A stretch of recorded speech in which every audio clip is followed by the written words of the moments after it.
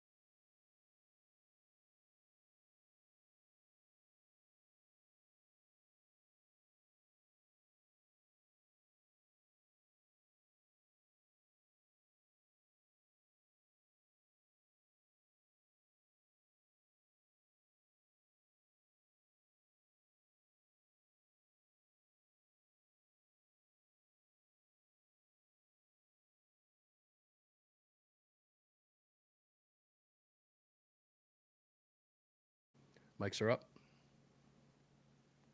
20 seconds, guys. We'll be live for you on hundreds of stations. Thanks for tuning in. Mics are up.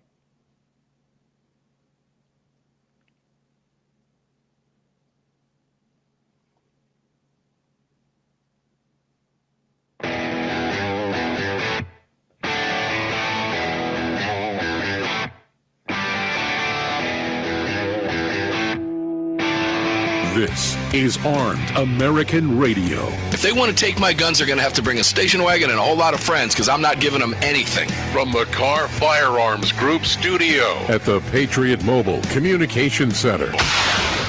Proudly presented to you by the National Rifle Association. National Rifle Association. Here is your host of Armed American Radio, the loudest conservative voice in America fighting for your rights, Mark Walters. It's Sunday. That means it's gun day. Armed American Radio's Monster Cast begins right now on hundreds of radio stations around the nation. Welcome inside the Monster Cast studios with me.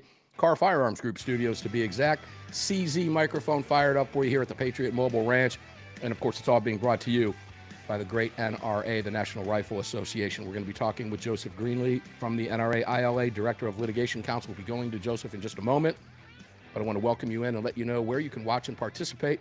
You can watch us on Facebook.com. We're live streaming over there. Facebook.com/Armed American Radio. Enjoy the program.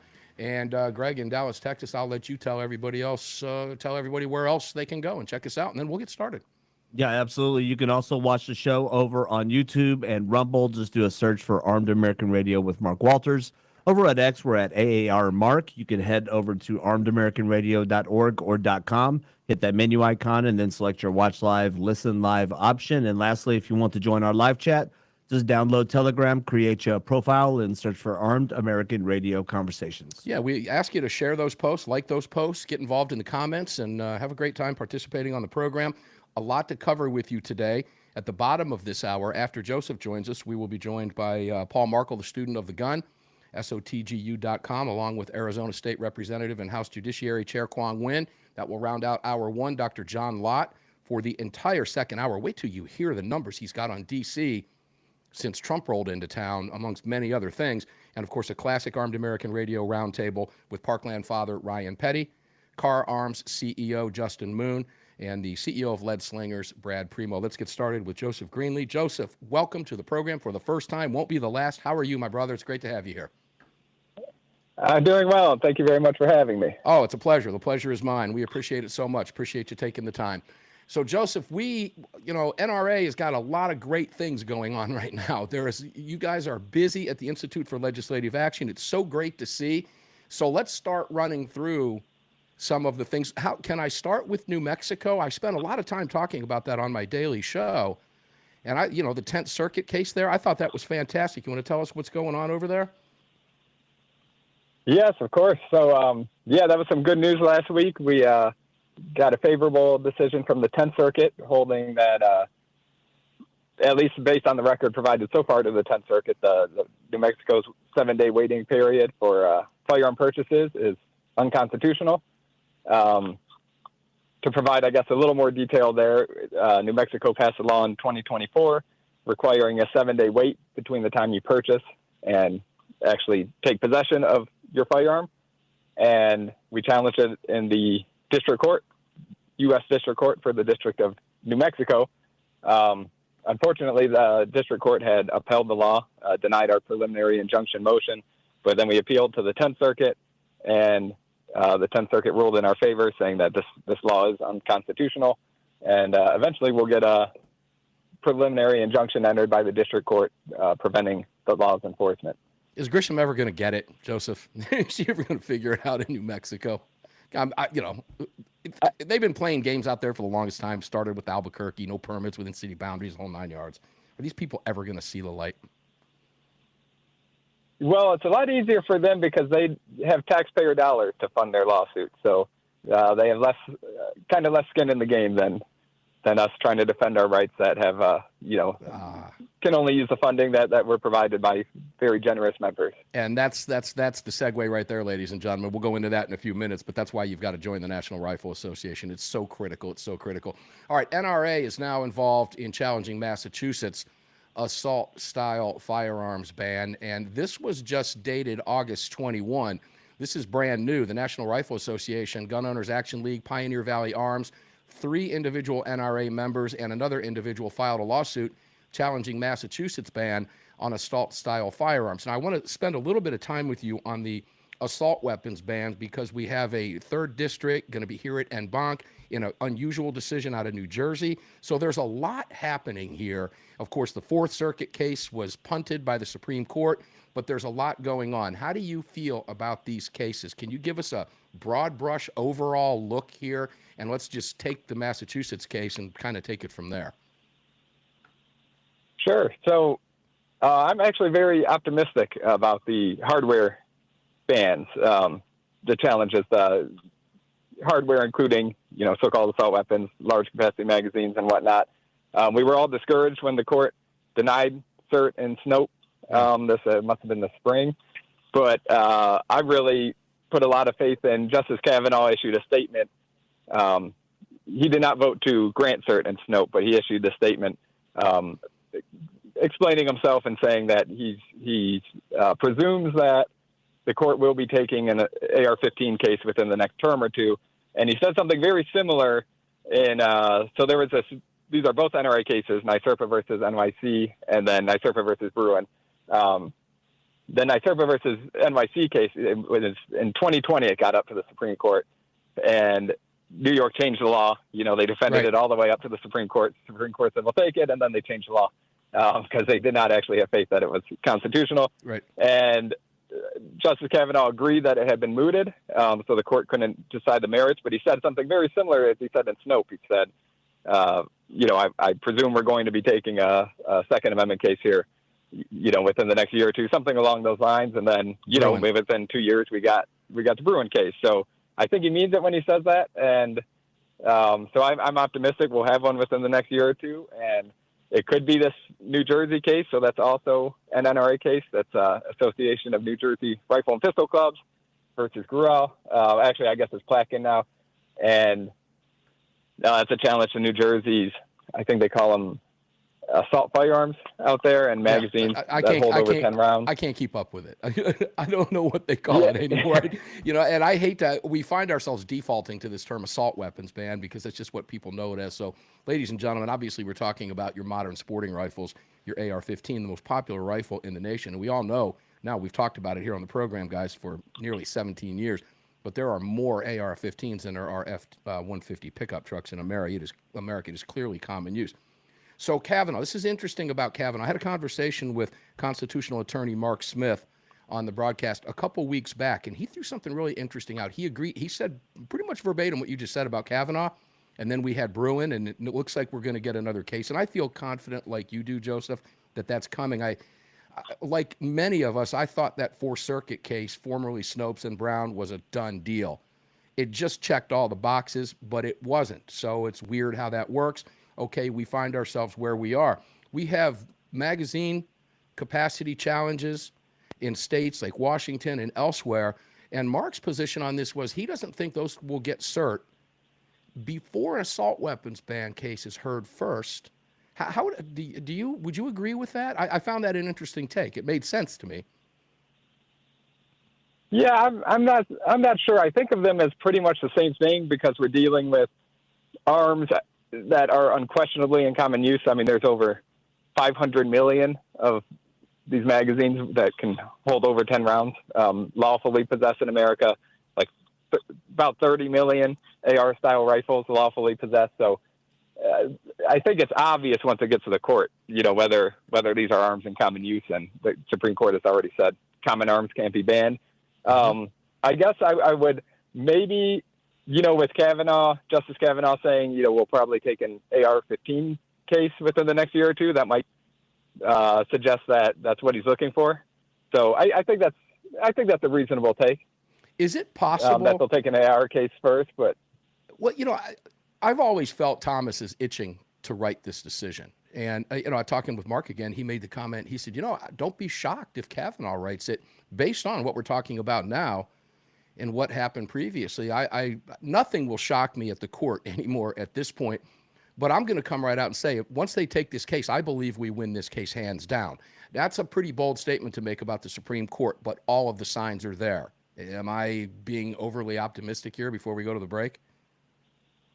No, I completely agree. The Supreme Court already addressed this issue in Heller and said arms that are in common use can't be banned. And like I said, these things are unquestionably common. I think it's a very simple case, actually. I agree. For the court to take. I think it's a simple case too. When we come back, I do want to ask you quickly why you think they might not have taken the Fourth Circuit case, just to get your opinion, and then we'll move to Florida. Because we're talking about young adult purchases. We're talking about what happened after Parkland. A good friend of this program and a regular guest, Ryan Petty, is a Parkland father, sat on the commission, and we saw what they did to 18 to 20-year-olds. We win these cases in individual states like we did in, I believe it was West Virginia, Pennsylvania, and also recently Minnesota. We've got to get Florida in the fold here. And then one of these cases needs to be taken up at the Supreme Court as well, so we can put an end to this and get 18 to 20-year-olds their rights restored, ladies and gentlemen. I'm talking with Joseph Greenlee. He is the Director of Litigation Counsel for the National Rifle Association Institute for Legislative Action. And we'll be right back. We have one more segment to go. Don't go away.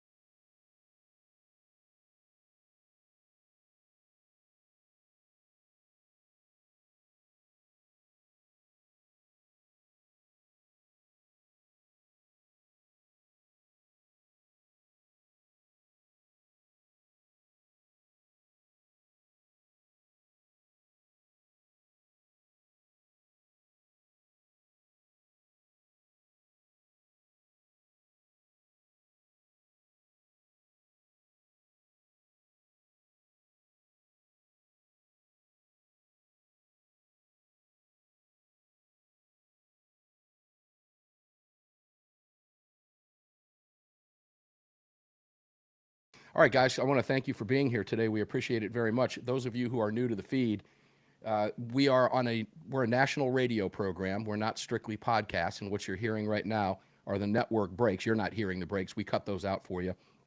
But the network breaks are 4 minutes on both sides of the hour and the bottom of the hour. So we appreciate you understanding that it is, in fact, a national radio broadcast airing on several hundred radio stations across the country, from all corners of the United States and everywhere in between, the great heartland. So thanks for being here. We appreciate your patience as we wait for these breaks. We'll keep the mics open for you and give you some of the sausage that goes on in between. And we're not FCC controlled during the breaks. So just to let you know, once we go live on the mics, we are, but we're not on the internet. So you never know what happens. Stick around. It's always kind of fun. You can participate in the chat over at Telegram if you're so inclined. Download the Telegram messaging app and just search for Armed American Radio Conversations and jump in. It's always a lot of fun. Gets kind of salty over there, don't you know? And a lot of our guests will participate live in the chat as well.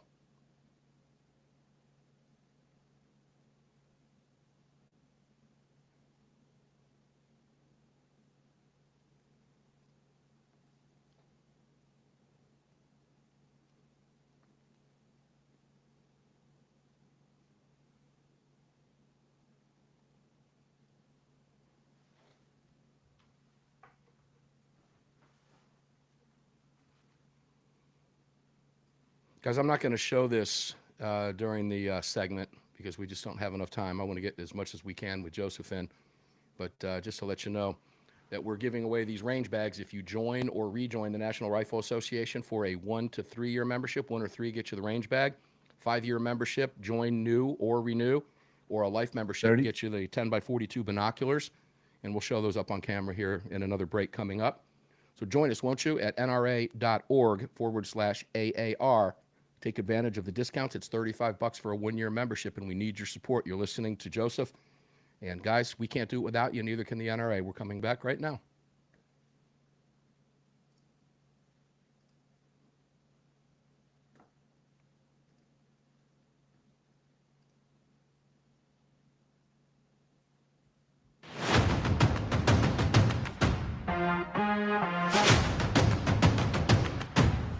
The following segment of Armed American Radio is proudly being brought to you by the National Rifle Association. Help us defend freedom by visiting nra.org/AAR and join today. Welcome back to the show.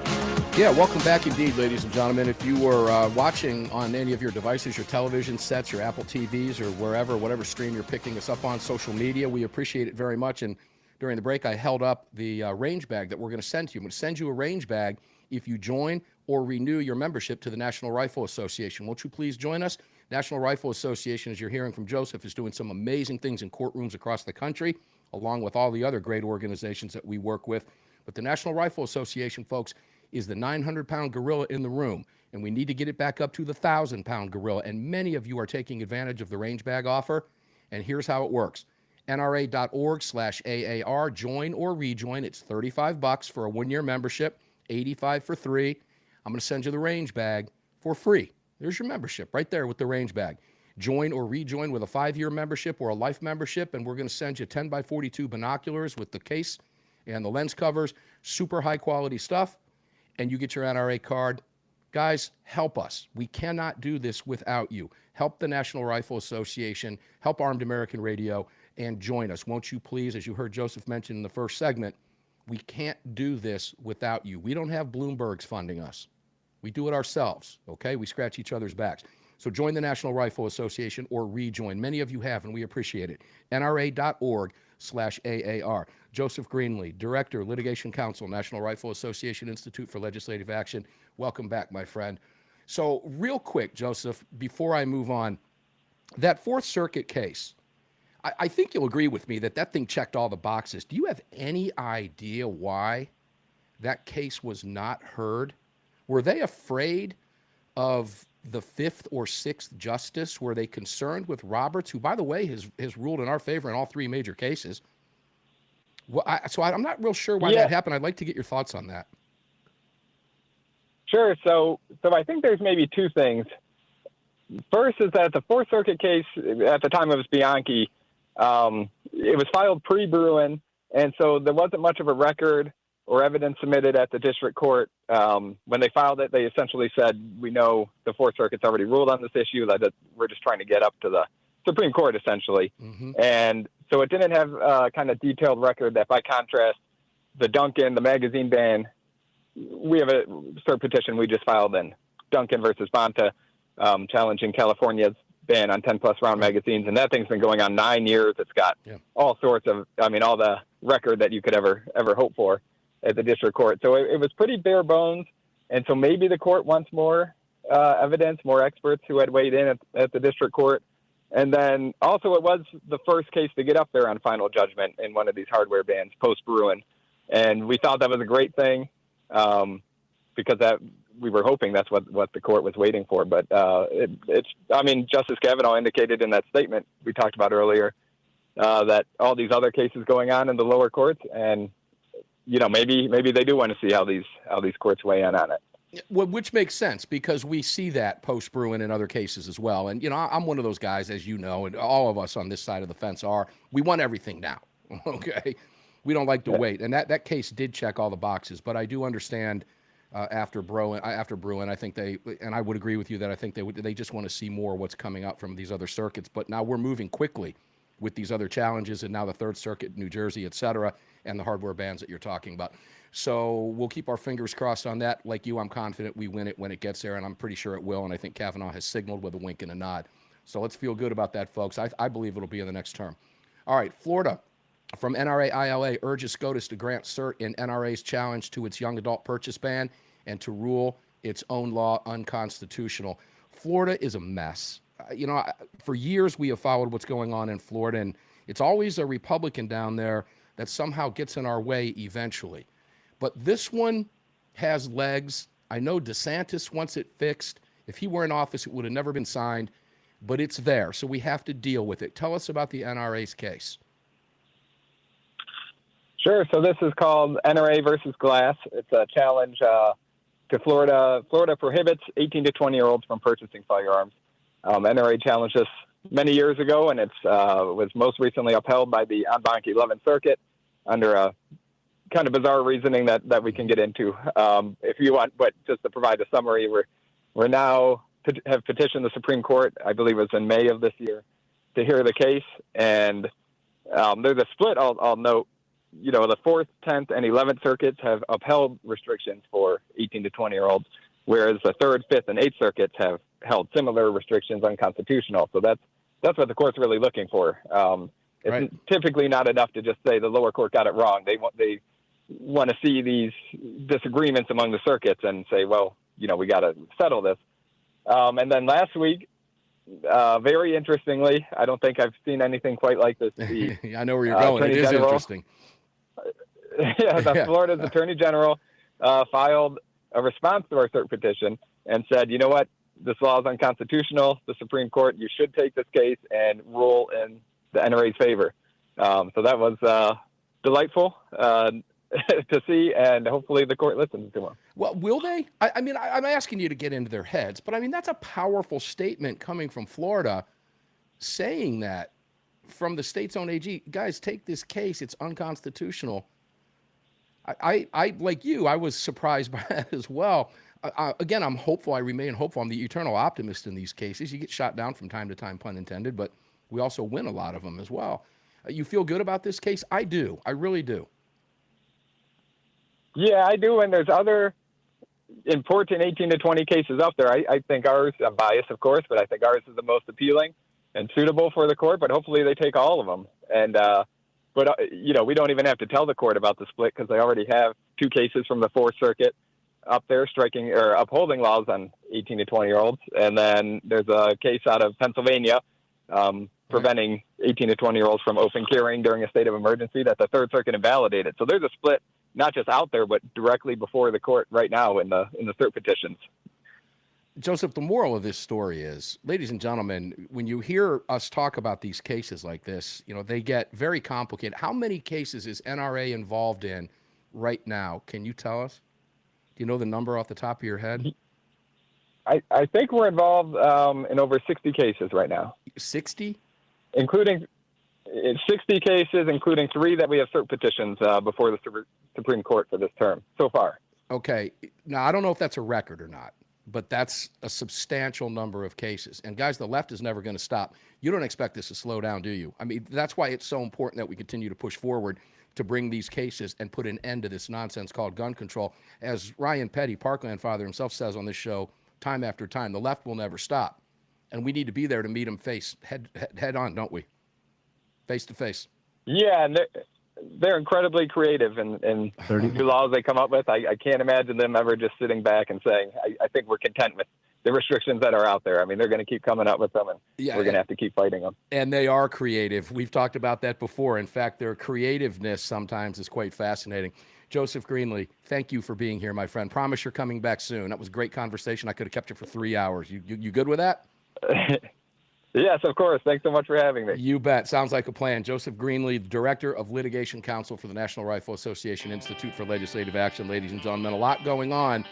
And this is where I got to tell you again, 60 cases. We need your support here. Please join or rejoin the National Rifle Association. This is not the NRA of old. This is a new organization moving forward, charging ahead, and really taking the lead, guys. It's really refreshing. We'll be back. Paul Markle, student of the gun, and Arizona State Rep Quang Nguyen.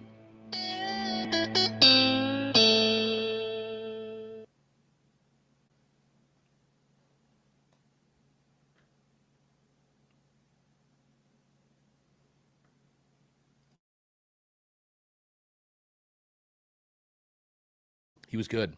You need to bring him back. Time just flies. I guess it was a given when I sent you that text about the assault weapon ban case and the Third Circuit Court taking another view at it that we were going to talk about it. Yeah, that was a gimme when I saw that, and then I got a couple of emails on that as well. But we've got so many splits now, as you heard him. The 4th, 10th, and 11th go to the age deal is really important too. But the 4th, 10th, and 11th have upheld the age bans, and the 3rd, 5th, and 8th have found it unconstitutional. This is a perfect opportunity for a split, and that statement coming from Florida's AG urging the Supreme Court to take the case is huge. Yeah, that's where it's going to end up. That's a huge push. So I we've been wrong on these court cases, right more than not, but still, it's very difficult to know what they're looking at behind the scenes. But this Florida case is absolutely ripe. And that very unusual statement from the AG, I think will work in our favor. I wonder how Ketanji Brown's going to rule. Yeah, wonder. Oh, man, that's a DEI hire if I've ever seen one. I heard, who was it? Was it Andrew Branca that was calling her Ketanji Waffle House Jackson?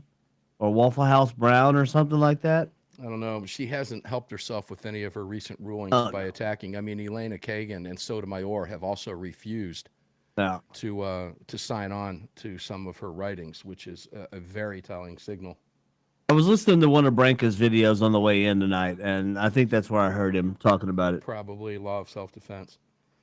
And guys, I want to just read you a text message from Parkland father Ryan Petty, and he says just now to me, okay, and I'm reading you a personal text, so I'll go ahead and And this Parkland father supports the overturn of the 18 to 21 ban. So Ryan will be here on the program in the 3rd hour, and we'll talk at great length about this. Something else we're going to talk about coming up, guys. If you were not listening to or watching the Armed American Radio Daily Defense program during the week, on Thursday, my daughter was hit by an illegal alien invader who had a driver's license from Illinois, because they give driver's license out to people that shouldn't have them. And she hit him, T-boned him at 45 miles an hour, completely destroyed her car. It's a total loss. We've already been through the insurance nonsense. She was in a Kia Sportage, a 2020 Kia Sportage, and I can tell you, because I have the receipts and the photographs, that car saved her life. It could have been much, much worse, but that is going to be a huge topic of discussion coming up. Kwong and Paul on hold. Thank you. Likely a little bit with John in the 2nd hour, because he's familiar, knows my family well, and something that we've had to deal with. So it hit home here at Armed American Radio Ranch on the heels of that, the infamous video of the illegal driving the truck with a California license that killed the family of 3, or the 3 individuals anyway. I don't know if they were a family. Doesn't matter. But he killed 3 people on the Florida Turnpike last week. So, stuff comes home to roost. You don't want to miss the 3rd hour, because it's going to get salty. I can promise you that. We're coming back right now with you guys.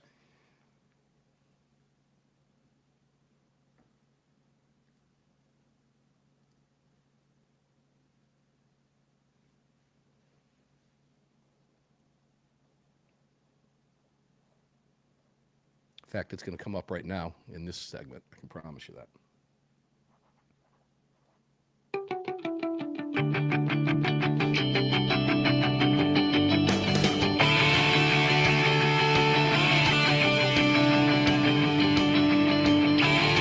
Hey, it's Andy Hoosier, the voice of reason on KQAM, Wichita's Big Talker, and you're tuned into the Armed American Radio Network. Now let's get back to the man himself, Mark Walters. Yeah, you are tuned into the Armed American Radio Network. I am Mark Walters, filling your prescription for freedom today and every day, 6 days a week. And here on the Sunday broadcast, we're on the CZ microphone here in the Car Firearms Group studios with you. All of it being brought to you by the National Rifle Association, including the 5 days a week. So we're on air 6 days a week, and the NRA presents all 6 shows to you and all 3 hours of this program, and we appreciate that very, very much. And, of course, we're here at the Patriot Mobile Communication and Command Center in front of the CZ microphone for you. Guys, I'm going to ask you to please visit all of our great partners. It's the best group of partners we've ever had at this show. Greg, I think you'll agree with that. We've got a solid group of partners out here with some phenomenal products, and they're doing wonderful things. We'll talk more about them as we go through the program today and during the breaks while we're live on all the platforms for you, because we have a lot of viewers that might be new to the show tuning in today. So I want you to hear about all of them. And we'll do that coming up. But easy to do, armedamericanradio.com or .org. We got it covered for you. Check out all of our partners and support them, please. They make this show possible now. 17 years on the airwaves. We have never missed a Sunday show in 17 years. It's been a remarkable run. And just this past year, in July, we were named to the Talkers 2025 list of top 100 most important hosts and radio shows in America, shaping public opinion for the Talkers Heavy 100, and we're awful proud of that. Paul Markle, student of the gun, welcome in, my brother. You've been a participant on this program for many years. How the heck are you? Oh, fantastic, brother. Fantastic. Had a wonderful weekend. Good for you. And it's still going on because you're a few hours behind me, and we're live on hundreds of radio stations, so it's still going on. And Quang Nguyen, Arizona State Representative, he's an hour behind you. Quang Nguyen, for those of you that might be new to the show, Quang, you are the House Judiciary Chair and a regular fan favorite on the program. We love both you guys. Welcome to the program, Quang. Thank you. Hi, Paul. Hello. Good evening.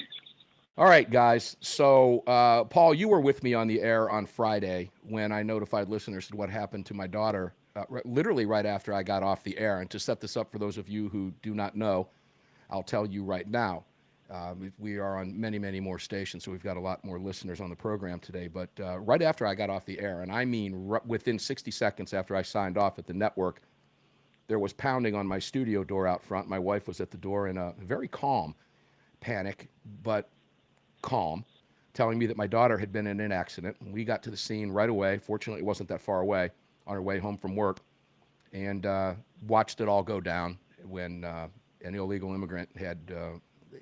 alien had hit her when he pulled out in front of her, and the individual had a driver's license. Now, this is Georgia. We don't play games down here. They cuffed him and hauled him off. He had about 3 charges. I don't know how that's going to play out. I don't care how that plays out, to be honest with you. But, Paul, you and I talked at great length about it on Friday, and I got a lot of phone calls from people who listened to the show and said, man, that was a really good show.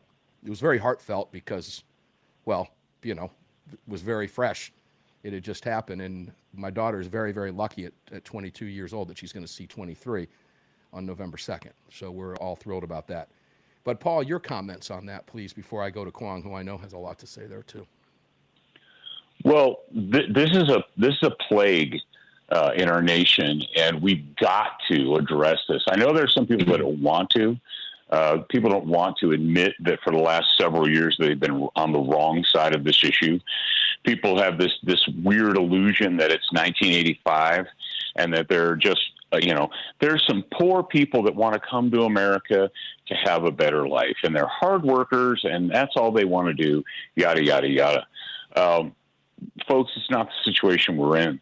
We have people that are coming to our country that are not here because they want to live the American dream. They're here because they've been promised free stuff. They've been promised that we're suckers and that our government will steal our money and will give it to them for free. As long as they promise to vote Democrat. That's the unwritten clause is as long as you support Democrats and communists, then we'll keep funneling you the tax slaves' money. We'll keep giving you their money. And those are not the people that are, quote, immigrants. These are not the same people as our grandfathers and great-grandfathers and so forth. You got to flush out your head and get that garbage out of your brain. It's not the same. And if all you're doing is depending on mainstream media, Quang, you're not going to get it out of your head. Now, look, I'm going to be fair here because I try to be as best as possible, as biased I am on these issues, particularly after what happened to my family on Thursday, my daughter in particular. But, I don't know. I talked briefly to the individual. He did the right thing when it happened. He got out and he immediately checked on my daughter, who couldn't get out of the car until law enforcement was able to open the door for her when they got there. And, he didn't flee. He didn't do anything wrong at that point. He stayed where he was, and he knew he was in trouble. I don't know that he's not. I mean, there's a lot of people here that just want a better life. There's no question about that. But here's my comment. Just do it legally. Quang, do it the right way. But they haven't had to for so many years because the Democrats have opened up the doors, opened up the floodgates. And now we're all paying a price for this. It's important to go through the front door. It's important to fill out all the paperwork. And it took me about 8.5 years to become a U.S. citizen. But it was a long time. And I always understood that if I were to not assimilate or committing crimes, I then would be deported. That was very clear in my mind. But I didn't come here because I didn't stay and be good because of the fear of deportation. I came here as a good human being so that I can become an American. And I'm proud to be an American today. And it is so unfortunate that we have the mentality, even at the government level now, that it's okay. It's okay to be, to me, it's misplaced compassion, right? You have people that wanted to come here, like Paul said, for the free stuff. I came here for freedom. And so, you have to be able to make that distinction. But the only way you can really respect the nation and the freedom that you're getting is to do it the right way, to obey the laws. This is a nation of law. And we have, I live in Arizona. I know what's happening at the border every single day. And thank God President Trump put a stop to it. But I think these people should be deported. We shouldn't have to spend a single dime to support them. I mean, in Arizona, we spend up to $1 billion to support illegal aliens, right? From education to healthcare to incarceration, drugs, crimes, and all the damage that has been done. It's flat out wrong. Now, because of this microphone, because I've been on national airwaves for so many years, I feel an obligation that I need to do something here, and I'm in the process of doing that. Ladies and gentlemen, if you want to follow me along on that process, just watch or listen to the show every day. Beginning Monday, because I'll probably have more information for you Monday, but we are going to follow up with this because we have to, absolutely have to do this. I'm not going to sit back on my laurels. And let me put it this way: I have no intention of owning let's just say, the company that owned the truck the guy was out. I have no interest in that whatsoever. But I do have a huge interest because we talk about this so often, and we talk about it, Paul, in terms of crime. And, as I've mentioned to my audience many times before, we all know about Laken Riley. Laken Riley was my neighbor. She literally lived 2 to 2.5 miles away from me. Went to the rival high school to my kids. And buried not far from where I am broadcasting this show nationwide right now. So this stuff hits home. It really, truly does. And something must be done. But it also increases crime, and that's why we carry guns. And, a lot of these people are who we're concerned about that are robbing and killing Americans, and it should never happen. Well, less than 24 hours after that happened to your daughter, a 15-year-old Louisiana boy is dead. His parents are going to have to bury him because an illegal invader, drunk, ran over and killed their child. 15. We have enough problems of our own. We don't need to import other countries' problems. Yeah, it's a mess. We're getting ready to take a break, folks. When we come back from the break, we're going to continue the conversation with Paul Markel, student of the gun, who, by the way, you can check out everything with Paul, who did one heck of a segue on Friday's show. If you've missed the podcast, go listen to it. You'll know it when you hear it. But SOTGU.com, SOTGU.com. You can begin training with Paul right now at your computer. Well, you'll wait until after the show is done. But you can do that today at SOTGU. That is, of course, the acronym for Student of the Gun University, SOTGU.com. And, of course, we've got another segment with Paul and with Quang Nguyen, our dear friend, who is Arizona State Representative and Chairman of the House Judiciary, who has a shredder that has ended over 70 anti-gun bills in Arizona. And I've seen the shredder. I've touched it. It's real. We'll be right back.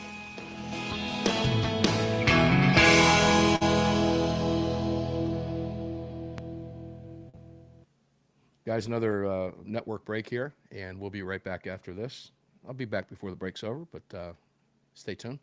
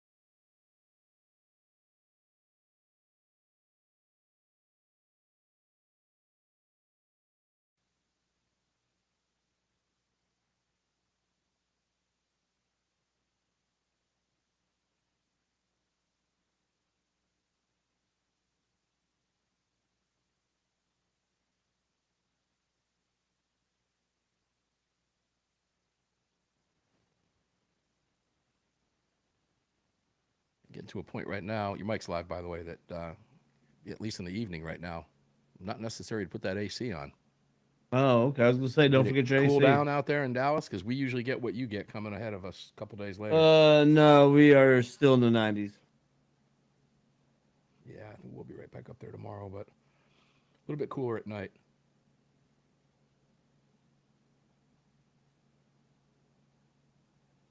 Jumping in the chat, haven't been in there yet.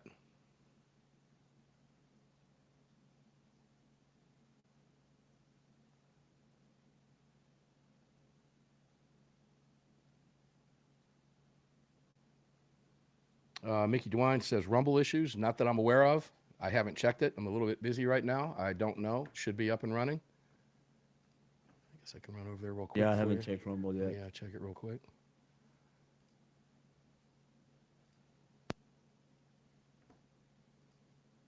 Yeah, she's looking good over there, Mickey. All good.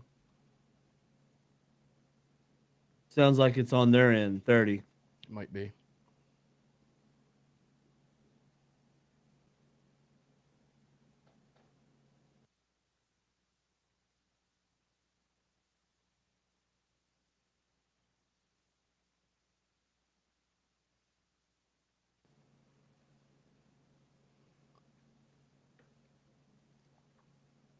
And camera's back up.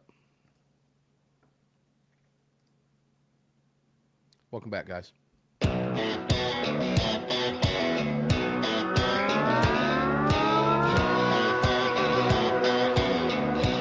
This segment is brought to you by Attorneys on Retainer. Get the only self-defense program for gun owners backed by a real law firm, the Attorneys for Freedom. Visit them online at attorneysonretainer.us. Welcome back. Yeah, throw at attorneysonretainer.us and that /AAR. And if you're watching, I'm holding up my Attorneys on Retainer card. Guys, if you made a decision to carry a firearm, you know bad people do bad things. That's why you carry a gun. And if, God forbid, you have to use your firearm, there's going to be an investigation. You're going to want a lawyer. $35 a month. I have a lawyer. In fact, it's $25 a month because all of my family members are members also, because we all carry firearms. We have this card in our wallet. You should too. It's one of those no-brainers, folks. It's a no-brainer. If you carry a gun, there's going to be an investigation. God forbid you have to use that gun. Hopefully you never do. But if you do, they're going to look into it, and you're going to want this team of attorneys at attorneysonretainer.us, founded by Mark Victor. And guys, I got to tell you, it's one of those, don't hit yourself in the face after the fact and go, why didn't I do that? When you have an opportunity right now, visit attorneysonretainer.us/AAR. You're going to get $50 off the sign up and $35 a month for an individual membership plan, and $25 you've got for a family members, including yourself. And guys, you've got a team of attorneys who are dedicated to only one thing at the Attorneys for Freedom law firm, and that's self-defense law. This is a no-brainer, okay? Take advantage of this. We've got some great partners out there. Also, budsgunshop.com, our exclusive online retailer, budsgunshop.com, ammosquared.com. You can find all of our great partners at armedamericanradio.com. Welcome back in. Guys, let's go. Paul Markle, welcome back. My friend, student of the gun, SOTGU.com. Did I get it all right for you? Yes, sir. I've got a little bit of a good news, bad news situation for your listeners. So the bad news is what we did is we took away your excuses. See, you were sitting over there thinking, well, I'd like to do some training, but I don't have the time and I can't travel and so forth. Well, okay, I understand that. But if you go to SOTGU.com and you open up the menu, you click on the home study. We've got numerous courses that you could start taking right now. And because we love you, do we love you? I know you do. Because we love your audience, we created a special promo code. If you sign up for one of our home study classes and use the promo code AAR, which you're already doing all the time anyway, we're going to give you 15% off of your tuition. So that's simple, guys. Sorry to take away your excuses, but hey, no, there's nothing wrong with that. Kwong win. I do it out of love. There you go. Let's get Kwong back in here. Kwong, welcome back in, Arizona State Rep and House Judiciary Chair. So, Kwong, was I right when I said about 70 bills you killed in Arizona alone? The number has gone up. There were like 95 or 6 anti-gun bills. Guys, this is Arizona, widely regarded as, quote unquote, the best gun-friendly state in the country. I could argue that, I won't, because it ranks in the top 3, no doubt. There's still some things that need to be fixed out there in Arizona. But, you know, Kwong, you got Democrats in Arizona that just never stop either. They've thrown 90-some bills up there. You've crushed the vast majority of them. The rest were voted down. So tell us, they even in a gun-friendly place, they just don't stop, do they? Yeah, so between 23 and 25, there were 90 anti-gun bills introduced. I killed 74, and the Senate killed the other 16. For some reason, they're either they hate me or something. They keep putting more of those bills on my desk. I have no idea why. They put a lot less in the Senate side, so that's why you only have 16 in 3 years. You have 74. And just to anticipate, 2026, we're going to see at least 30 to 35 more put on my desk. And so, yes, you had an opportunity to touch my extremely hot-running shredder. But it's really sad. In the state of Arizona, a red state, like you said, 2 or 3 ranked somewhere in the United States in terms of Second Amendment being friendly, to the Second Amendment. We have to deal with that. And the only reason is ranked number 2 or 3 in the nation is because of the things that we do at the House of Representatives. We have to confront these bills. We have to shred them all. Some of them sound quite reasonable, but once you start reading every single line, you realize that, the devil is in the details, right? So basically, I'm honored to have the opportunity to be out there doing this every day. And I got 3 more years to do this, and, it'll be another 200 bills. Yeah, I'll tell you, ladies and gentlemen, every time Kwong is on the show, and he's on fairly regularly, whether it's the daytime show or the big weekend monster cast here that you're tuned into, I inevitably get emails and text messages. Hey, send him my way. Man, we want a Kwong win in my state. Hey, we do have a little bit, I'm going to call it breaking news, but I just got an alert that an all clear has just been issued after an active shooter was reported at the University of South Carolina's Columbia campus. Come to find out, it was all fake. There was no shooting whatsoever, but the school is going to continue to remain on lockdown. Why? I have no earthly idea. We've seen in the past that's what you do. Jumpy because balloons were popping. Now, I don't know what happened here. I'm not going to play games with this, but I can tell you there's been no shooting, and yet they're going to still lock down. It doesn't make sense. Paul, take it away. We're raising... Maybe it was an umbrella. Anymore. Remember the umbrella story? Oh, yeah, I do. Somebody walking down the street with an umbrella, and because locking down the schools is how you make people afraid. And when you make people afraid, you can control them. That's it. That's as simple as that. All the school lockdown thing. They're like, well, we know that it wasn't an issue, but we're out of a sense of precaution. We're gonna lock you down like you're a slave, like you're a prisoner. Yeah, I'm sure every Democrat in South Carolina right now is telling their constituents that they're closely monitoring the situation. I said school, It is the library that would remain closed, despite the fact that no shooting took place. But it's still going to remain closed. No shooting took place, but it's still going to remain closed. Kwong, are we, and I'm not downplaying violence at all, by any stretch. We carry firearms to defend ourselves against violence. We are very, very well aware that it exists. We've seen way too much of it over the years in this country. But are we raising a nation of wimps? Absolutely. Absolutely. And you should see the ordinance coming out of the city of Tempe, Arizona, banning all brass knuckles. And while they're doing that, they're actually banning knives and motorcycle gloves as well. And I just happen to have some brass knuckle motorcycle gloves. We are in fear, or at least instilling fear into society by having these bans, these schools shut down, all these things. Why? Because we're looking at society as just a bunch of, we don't have men anymore. We have just a bunch of wimps going to college and so on. Well, I take it back. There are a whole bunch of them that went to college and served in the military, so they're not wimps. But we're catering to a whole bunch of I don't even know how to put it in any other way than just wimped out. I think you're on it. We're catering to the wrong people here. Okay, we need to get back to catering to real men, and until we do that, we're going to continue to see this. But it's always one generation that seems to be the one causing all the trouble right now. We're seeing a shift, Gen Z move to conservatism like nobody's business, gun ownership, etc. But it's those millennials, man. It seemed to be the problem.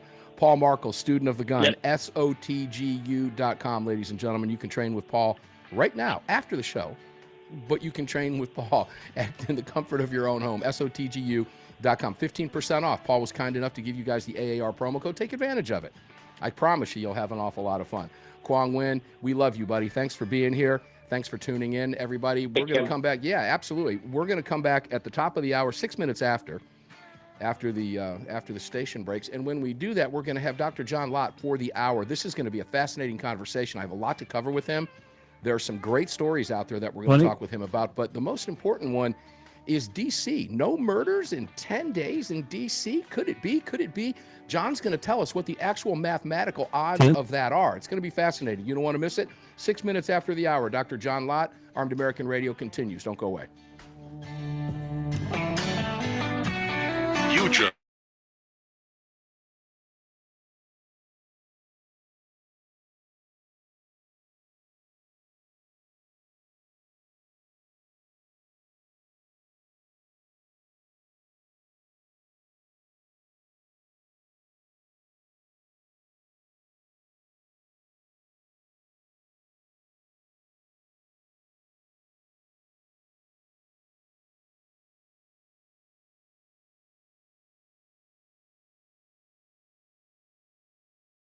Okay, guys, tuned in on the stream. We'll be back at you here in a couple minutes. We're going to take a little biology break here because we can. And 6 minutes after, for those of you that are new, after the radio station breaks at the top of the hour on the stations across the country, we will go live at exactly 6 minutes after the hour. So hang tight. I'll put the spinning logo up. But we'll be back chatting with you, give you some sausage and some fun stuff before that. I'll see you in just a couple minutes. Thanks for being here. Please like and share the post. If you would, take the time. You had an opportunity right now. Join the National Rifle Association. Use the promo code AAR, NRA.org/AAR. Take advantage of attorneys on retainer. Pick something up from Bud's Gun Shop, Crossbreed Holsters. Visit all of our partners. You can jump over there real quick at armedamericanradio.com and check them all out. You know who they all are. You've probably bought from them or own one anyway. So support them all. That's why we're here on the radio for 17 years. Another 17 years, we need them. They need you. We need you. It's all the way it works, right? We'll be back right after this, guys. We'll see you live again at 6 after, but we'll be back here on the stream in just a few minutes.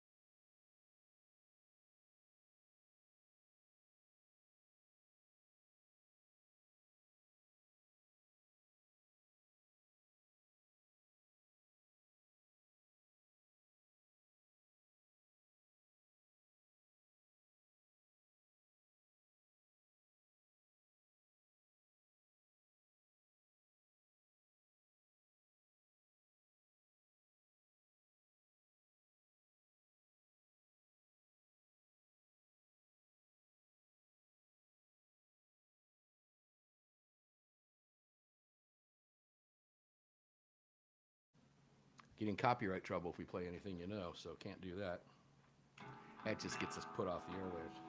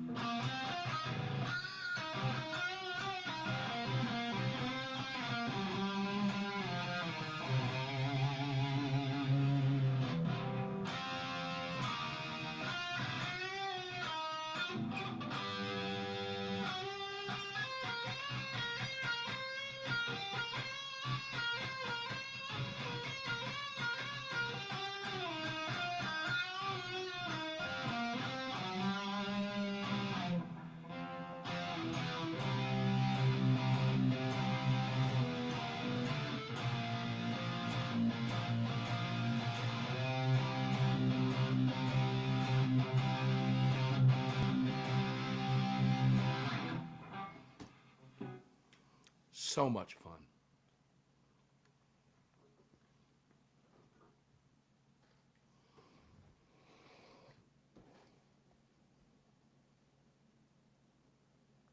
Upsets the neighbors if it's too late.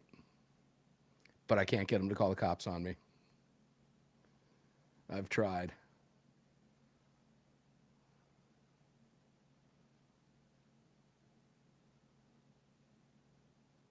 Yeah, this shredder here, guys, sounds better than Kwang's. I'll tell you that much. That's a Gibson SG standard. It's beautiful.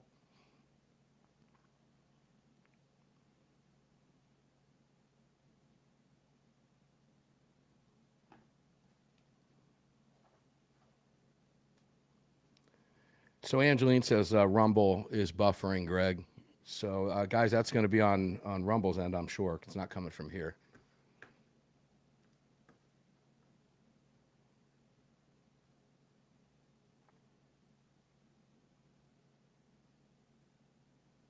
All right, John Lott on hold. Roger that.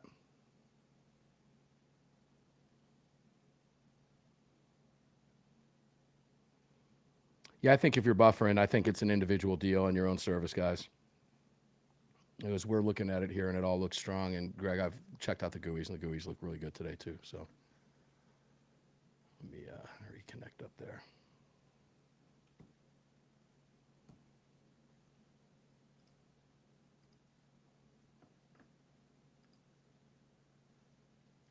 Not seeing any knocks or bumps, are you, Greg? Say again? You're not seeing any knocks or bumps on the GUIs, are you? That looks No. strong on my end. Okay. Bring that down.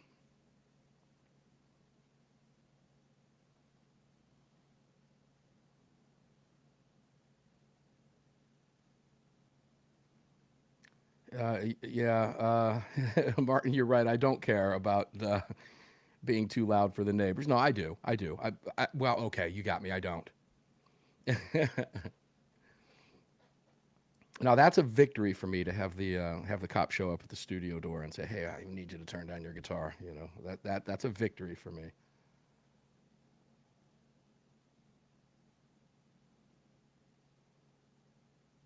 I'm not plugged into the Marshall DSL 40 right now. That would blow the doors down. I'm plugged into 30? a Focusrite and a Samson set of studio speakers, but still really good sound.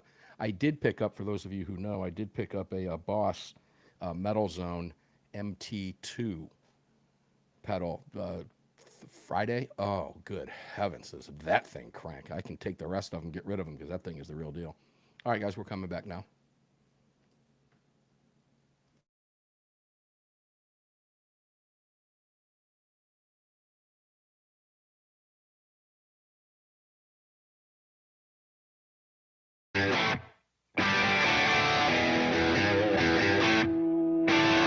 This is Armed American Radio. If they want to take my guns, they're going to have to bring a station wagon and a whole lot of friends, because I'm not giving them anything. From the Car Firearms Group studio at the Patriot Mobile Communication Center.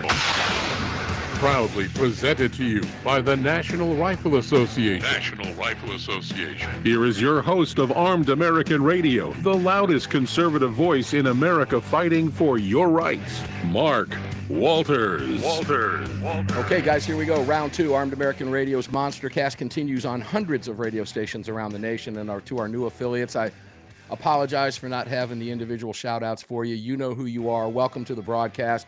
Great to have you here. You can watch this broadcast if you choose to do so. If you're just joining the program, welcome in. If you're rejoining, welcome back. We are nationwide, filling your prescription for freedom. Mark Walters doing just that for you here in the Car Firearms Group studios in front of the CZ USA powerful platinum microphone, as I mentioned, on hundreds of radio stations. The on-air lights are kicking out here and flashing. If you drive by, you'll see that. And, of course, we're sitting at the Patriot Mobile Communication and Command Center, which, by the way, ladies and gentlemen, you want a Patriot Mobile phone? Quit giving your money to woke companies. Patriot Mobile's got you covered.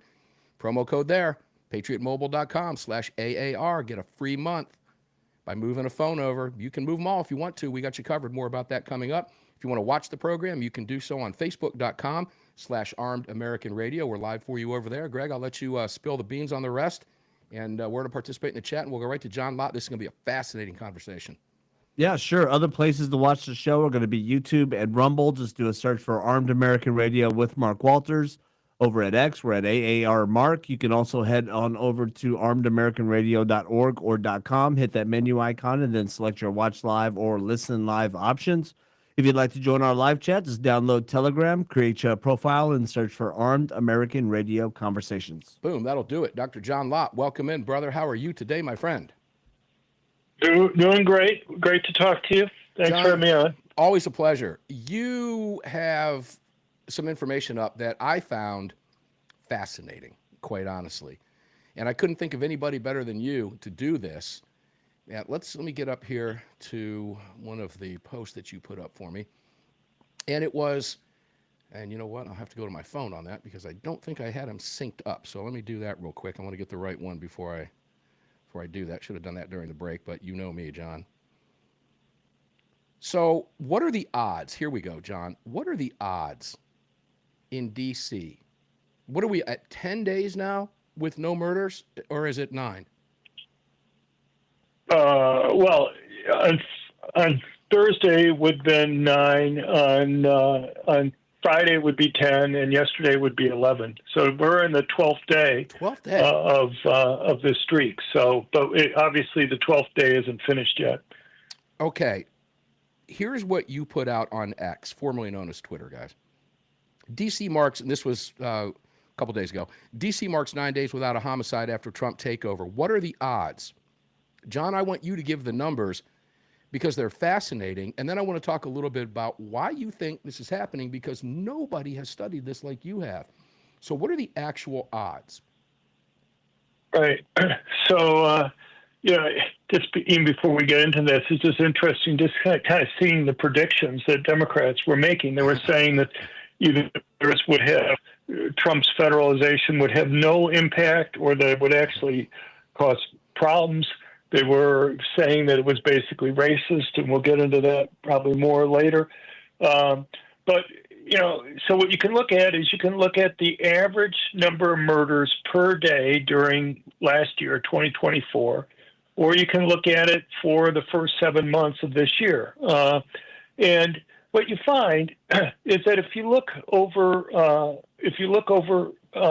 compared to last year, the odds that you would have had 11 days, because that's all we're certain about. Today isn't finished. The 12th day isn't finished. The odds that you would get 11 days in a row without a homicide is 0.35%. So that's 1/3 of 1 percentage point. So essentially that's saying that's like one out of every 256 chance of something occurring. So it's pretty or 1 out of every 286 chance of something occurring. So it's pretty unlikely that you're just going to get something like that by randomness. Now, we have officially fewer murders being recorded during the first 7 months of this year, so the odds are not quite as long, but it's still just a fraction of 1%. It's a little bit more than half of 1 percentage point. And so, and the thing is, one also has to kind of have a caveat here, and that is this is assuming that the murder data is correct for D.C. Because if it turns out, as a lot of police unions and police union members and others in the district have been accusing for years, that D.C. is hiding murders, for example, reclassifying a murder as an accident so it doesn't show up in terms of making their numbers look bad. But, you know, so I'm just assuming that the past year's numbers are correct. You know, it's pretty unlikely. Normally when academics talk about whether something's statistically significant, excuse me, take time. They normally talk about whether it's at the 5% level. Let him clear his throat. What's considered very significant is something at the 1% level. Well, this is even much better than this. This is like a third of 1% or a little bit more than half of 1%. So, John, well, look, when it leaves me speechless to see this, quite frankly. I would have, if anybody had asked me to put bets down anywhere in Vegas on something like this happening, I absolutely would not have done that. And here we are in day 12 already. So forgetting the numbers, is it possible that it's just coincidence? Well, sure, it could just be a random event that just happens to coincide with it, but that's what you're looking at these statistics for, just to see what's the chance that something like this could happen out of randomness. And it's well less than 1%. So, you know, is there a third of 1% chance that you could get a random outcome like this? Yeah. Is it like, or a half of 1%, depending upon what crime data you want to compare it to? There's one other point I probably should make here, and that is, you know, if you're looking at the murders over the last 7 months in 2025, one thing that everybody knows is that the murder rate varies over the course of the year. You tend to have relatively few murders during the winter time, you know, like February and March, and you compared to the summer. So, you know, even comparing to the first 7 months, underestimates how significant this result is, how unusual the result is that you're getting. All right, so obviously this is because Trump rolled into town and is doing what he's doing. And do you, I know it's hard to, we don't know the answer to this question, but I'm going to assume, based on this, that what Trump is doing in D.C. has put a lot of criminals on notice. The deterrent effect here, where is it? What's happening? Why? Right. Well, I mean, I think it's pretty obvious. Something you and I have talked about many times, and that is you have to make it risky for criminals to commit crimes. And you can do that with things like higher arrest rates, higher conviction rates, longer prison sentences. You can also do it by letting victims be able to go and defend themselves. And, you know, in this case, D.C. has about 1,300 patrol officers. You have no more than about 400 or so on duty at any point in time, and they're doing many different types of jobs. Right. And to go and have, you know, it's understandable why the police union says that they're spread awfully thin. To have 400 people out there protecting 721,000, it makes it difficult for them to do their job. Plus, D.C. has put all sorts of restrictions on them that makes it difficult for them to go and do their job. And so, you know, when Trump has gone and used FBI agents or DEA or ATF agents, pulled them off of other things and have them actually acting as law enforcement in D.C., when he's brought in the National Guard, you know, 800 or so National Guard officers there, you know, it makes a difference. And so that represents a pretty large percentage increase. Yeah. in how many people you have actually patrolling the streets. And so it's increasing the arrest rate. We've seen a lot of arrests occurring.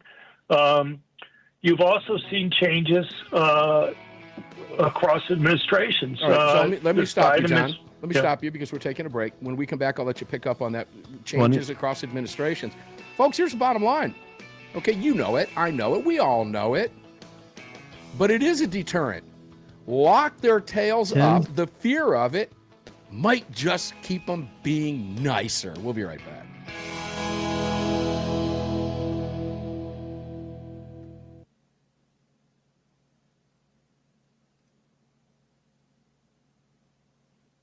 Those numbers are crazy, man.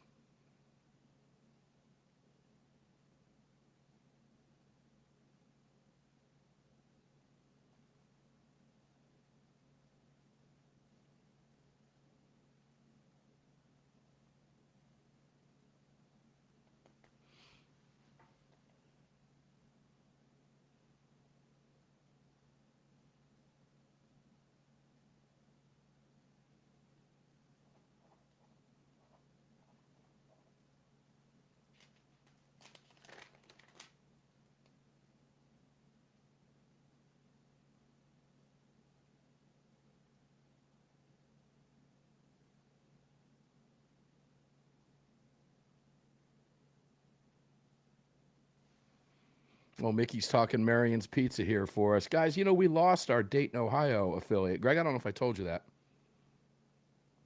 Yeah, I don't think so. Yeah, you know, I got a lot of family in Dayton, Ohio. Like, my mom's one of 16 kids.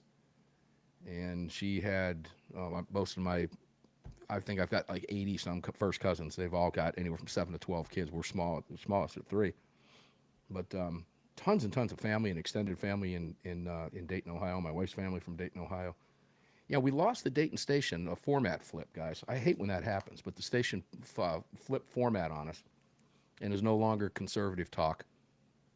So if you're in Dayton and you want the show back up on a station, make a phone call to the program director. Say, hey, I want my Armed American Radio back. Carry the show. Tell them it's a Talkers Heavy 100 program, and that'll throw a lot of weight around. But they listen to you guys when you call. They do listen to you. So give them a shout if you're in the Dayton, Ohio area, Cincy area. By no stretch, do it. Be right back, guys.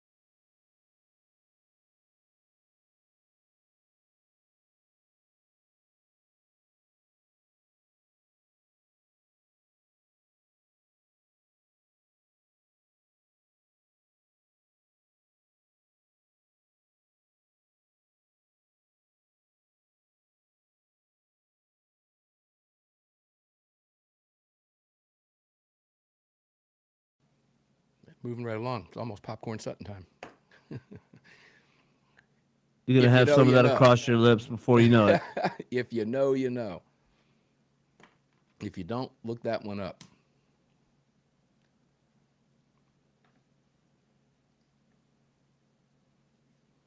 Where were we? Change of administration.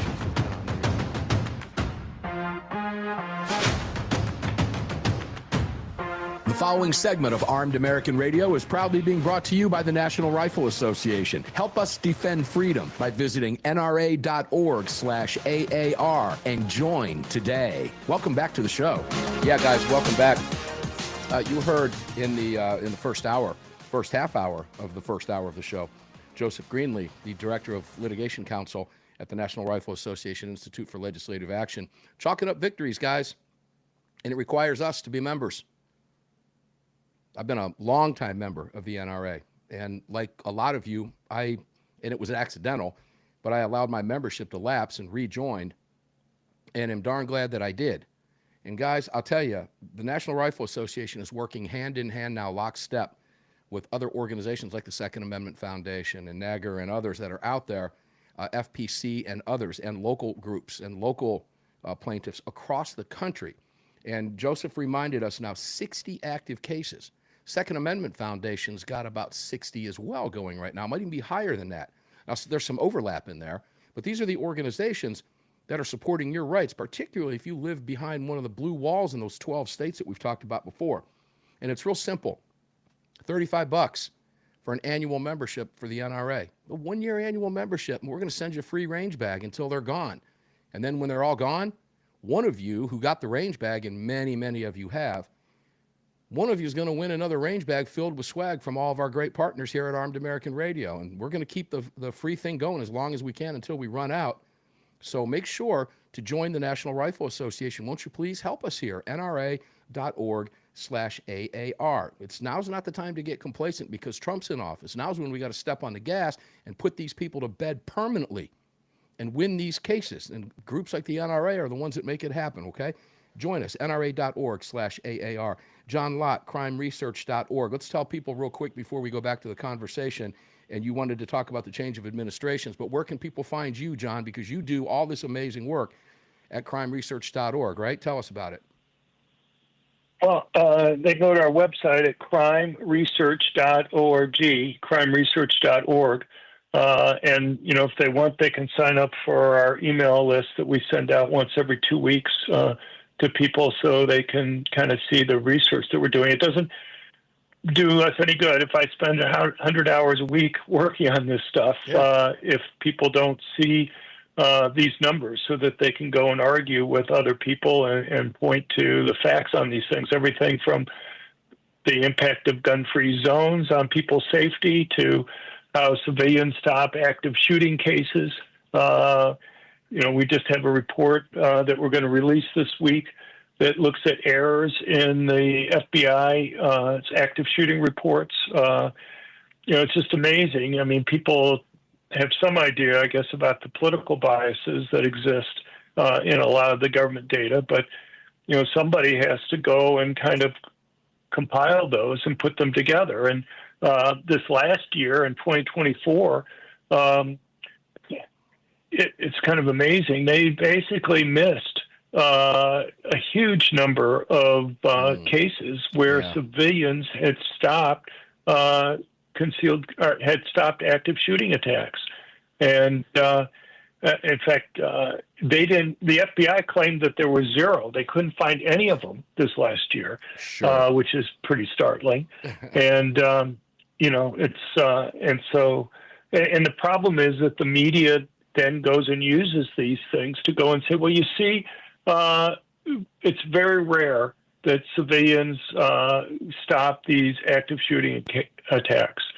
And, nobody needs to take my word for it. We've already put out on Friday our list of cases that the FBI missed. It's right at the top of our webpage, and, people can see it. Yeah, and I want to give a shout out to Tom Gresham over at Gun Talk, our dear friend over there. I'm looking forward to seeing Tom at the end of the month at the Gun Rights Policy Conference.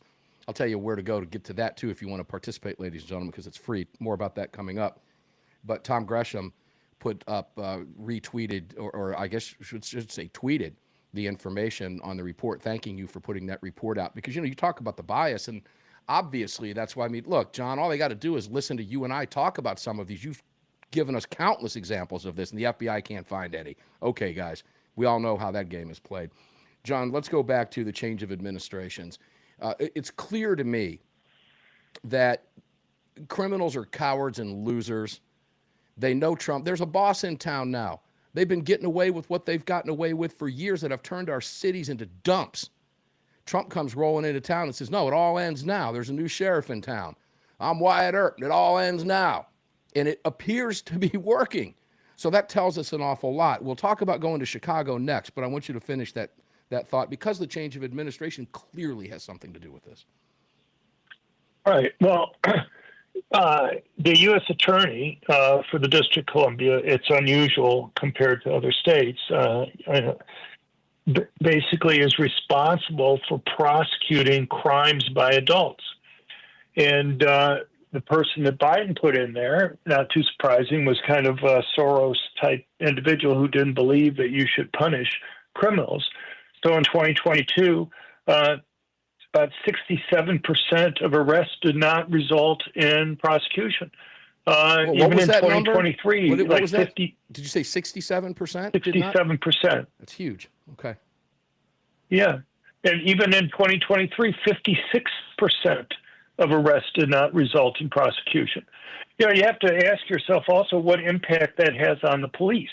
If the police go and risk their safety to go and arrest some of these violent criminals, and yet the prosecutors say we're not going to prosecute these cases, you have to ask yourself, do the police sometimes say, you know, what's the point? Why should we go and try to arrest these individuals if they're going to be let right back out on the street? And so now Judge Jeanine Pirro has a very different attitude towards this. She is promising to aggressively go after criminals. So, you know, one of the reasons why violent crime may have been even falling even before Trump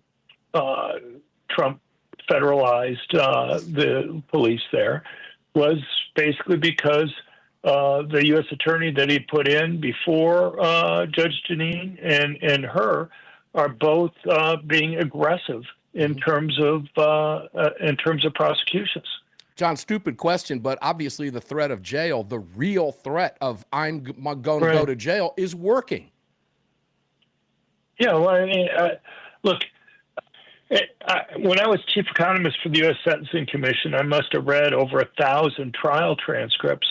And I tell you, you just read one after another, and it's obvious that these guys' behavior depends on whether they think they're going to get caught and what the risks are for committing the crime. You see it even in terms of who they decide to commit the crime against. 30. You know, if they're not going to go and try, if you have a couple guys who are trying to rob somebody, you know, they're not going to go and rob the drug dealer down the street because he has lots of guns and it'd be crazy. They may get killed trying to do that. So they're not going to go and do that. If they, you know, they may talk about going after a cab driver, but say, well, you know, a lot of the cab drivers have guns, so that's kind of risky. And then they'll see a small woman walking alone at night across a parking lot, and they'll say, look, she looks like a really easy target. Let's go after her. Mm-hmm. And so until she puts one in their chest. Yeah. Well, I mean, hold the thought. I hate guys. John, I could keep you on for 3 hours. I love you. We'll be back with John Lott right after this. There's so much to cover, guys. We'll get to as much of it as we can, I promise. We'll let John finish that thought about the young lady with the gun, and then we'll go to Chicago right after this.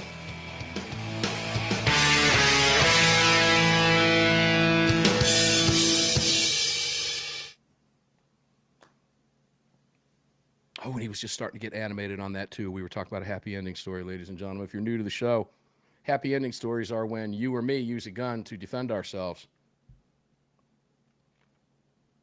That's a happy ending story. BRB, got to get some water. 10-4 on that. Roger that.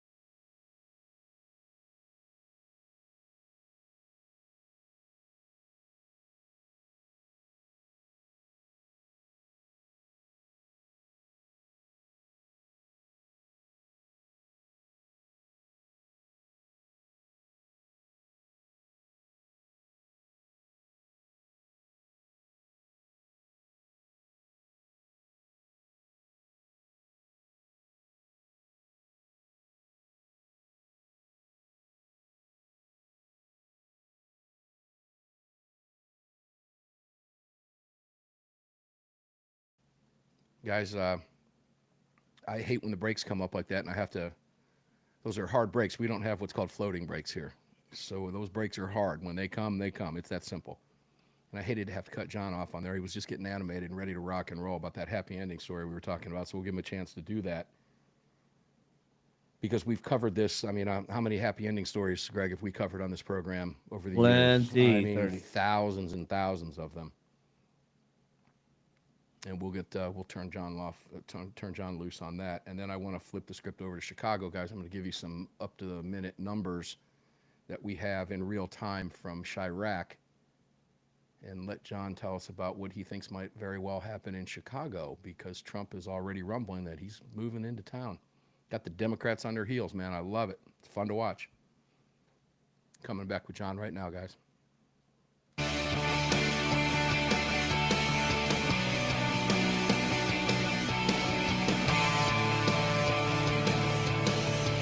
Hi, it's Mike Gallagher wanting to let you know that the crew of the Desperado Sport Fish in Virginia Beach, Virginia supports Armed American Radio and the Second Amendment, and I'm right there with them. Now back to Mark Walters. Mike Gallagher, thanks for the rejoin, brother. We appreciate it. You can listen to Mike Gallagher 9 a.m. to noon Eastern Time, 9 a.m. to noon Eastern Time on Salem Radio Network stations around the country. And you can also, if you're a different time zone out on the West Coast, you can listen to him from 6 a.m. to 9 a.m. And you guys can do the math wherever you are in between those time zones to figure it out. But Mike's a great guy and a good friend, and we appreciate the rejoin. Welcome back inside the Car Firearms Group studios. Mark Walters filling your prescription for freedom today and every day. And we're in front of the CZ microphone at the Patriot Mobile Ranch. All of it brought to you by the National Rifle Association. Please go out of your way to visit all of our partners. We've got the best group of partners that we've had in 17 years on this program. Some of the best products out there, everything from crossbreed holsters to CZ firearms to Car Firearms. Bud's Gun Shop, Heaven's Harvest, they're all out there for you. We got your emergency supplies taken care of. We've got your exclusive online retailer at Bud's Gun Shop. You want everything they have, and they have everything you need. I can promise you that. Check out all their deals, their clearance deals. You can find them all there. Stack up on some ammo at ammosquared.com. It's simple to do. I've already got thousands of rounds in there in the till, and when I feel like it, I'll take my shipment. It's that simple. So visit them all at armedamericanradio.com and join them all, attorneysonretainer.us. These are amazing organizations that have your back. So support them. It's why we're here. John Lott, crimeresearch.org. Welcome back. I hated that break coming in when we did, because you and I have talked so many times about the deterrent effect of carrying concealed. And I think when you magnify it, John, on top of what's going on now with good, strong law enforcement and citizens using a gun, oh, man, it's just going to have an even greater deterrent effect in the event of a happy ending story, which is a good guy defending themselves or a good gal defending themselves with a firearm. John, go ahead, and then we'll flip over to Chicago. Right. Well, I mean, yeah, you're bringing up an important point, and that is the Trump administration's not just going and putting more boots on the ground to arrest people, and they're not just putting in prosecutors who are serious about making sure that criminals face punishment and are prosecuted for the crimes that they've committed, but they're also working across the country and including D.C. to make it easier for people to be able to go and carry guns and for protection. In D.C., it's taking at least 6 months or more to go through the process to get a concealed carry permit. It could take 8 months or so. Now, they essentially put pressure on the district and gotten them to agree that they'll process applications within 2 weeks. You have Republicans in the House. I don't know what will happen in the Senate, but for the upcoming budget bill, have a provision in there that would require that D.C. has to recognize concealed carry permits granted in other states. To create reciprocity within the District of Columbia, which is something that isn't there right now. D.C. is not the only place. You have Los Angeles, which has been unbelievably slow in terms of issuing permits that the Trump administration, Justice Department, has brought legal action against them to force them to speed up the process. And, I think it's important. And they are looking at this it's kind of the whole package there in terms of all the different ways you can try to go and make people safer.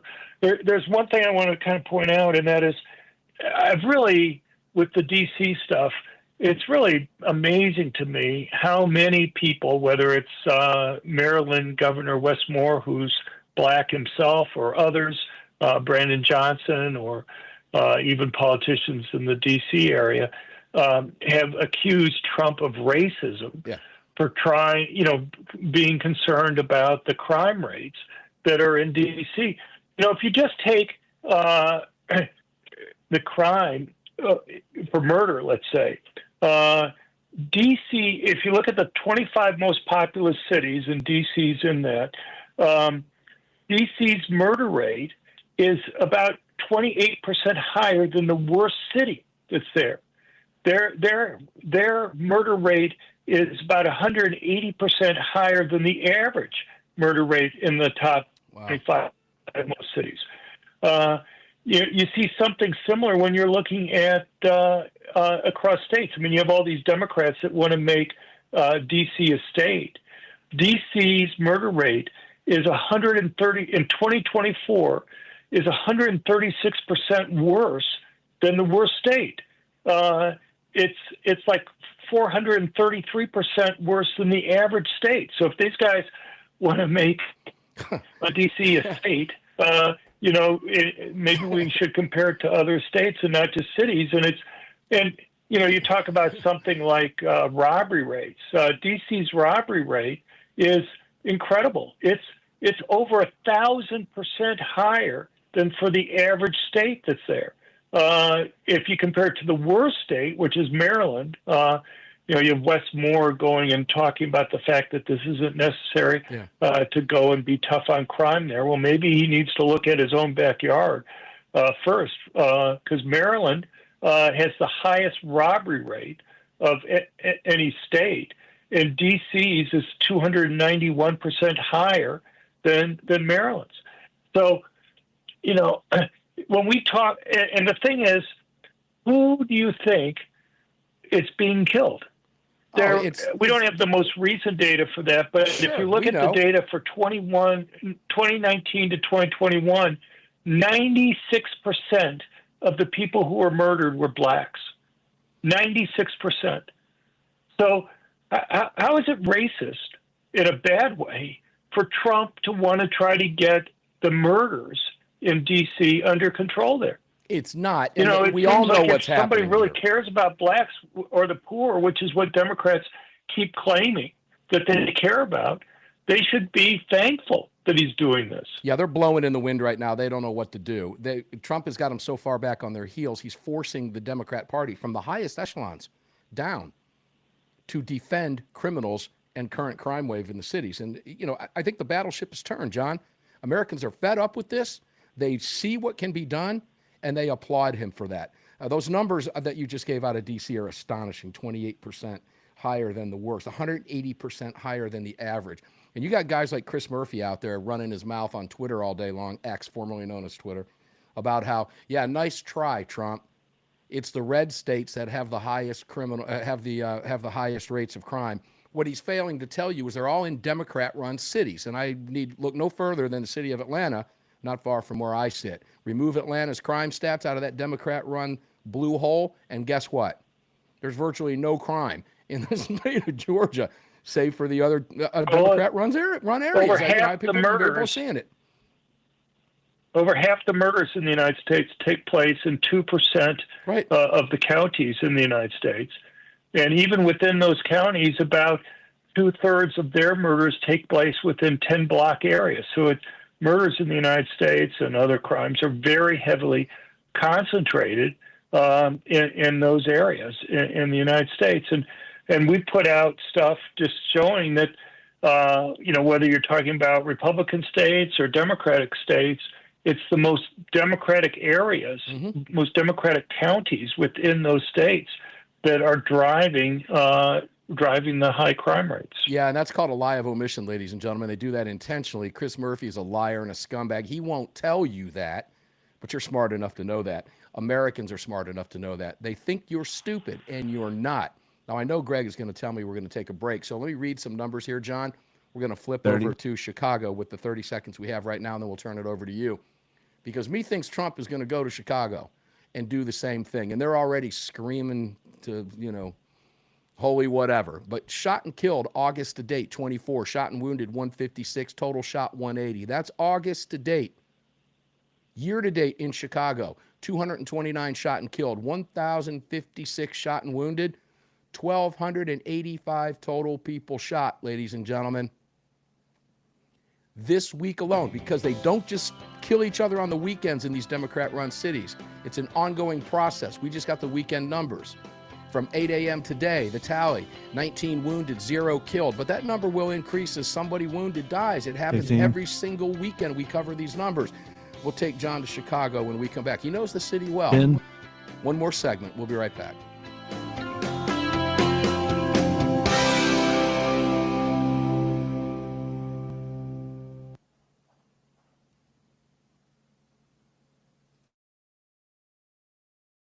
Those numbers are incredible.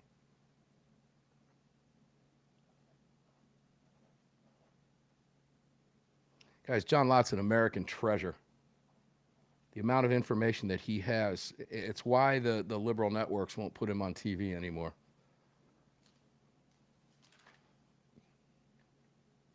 But he does remarkable work. He didn't start out that way either, Greg, he was just looking for numbers, and when he saw what he saw, it astonished him. And thank God he's continued.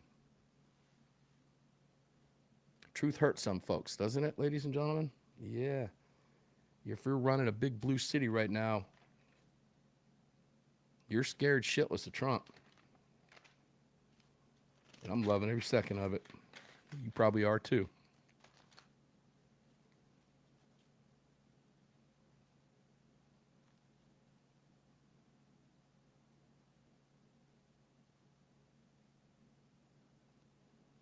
So I guess the blanket question, Greg, for John next is if we're seeing what we have, what's happened with everything he's laid out in D.C., clearly it's going to work in Chicago as well, right? Yeah, but You seem to think. Now, Chicago's a lot bigger than Washington, and there are just various areas of Chicago that are bigger than D.C., but nonetheless, he's not going to go in there small potatoes either. Well, if they don't want them in Chicago, we'll take them down in Houston and then Austin and San Antonio and Dallas. He had a phenomenal happy ending story in Houston just occurred yesterday. We're going to be talking about this one, guys, in the roundtable. And I'm not going to have enough time to get to Australia with John, but that's okay. I had a couple other things I wanted to talk with him about, but this conversation is just going where it goes. Too much fun.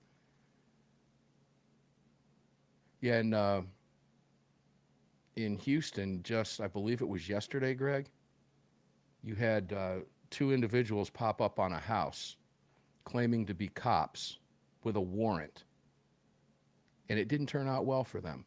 In fact, I couldn't help but think what AAR Hawkins, he's traveling right now, guys. Those of you who want to know why he's not on the program today, he's traveling today. He'll be back soon.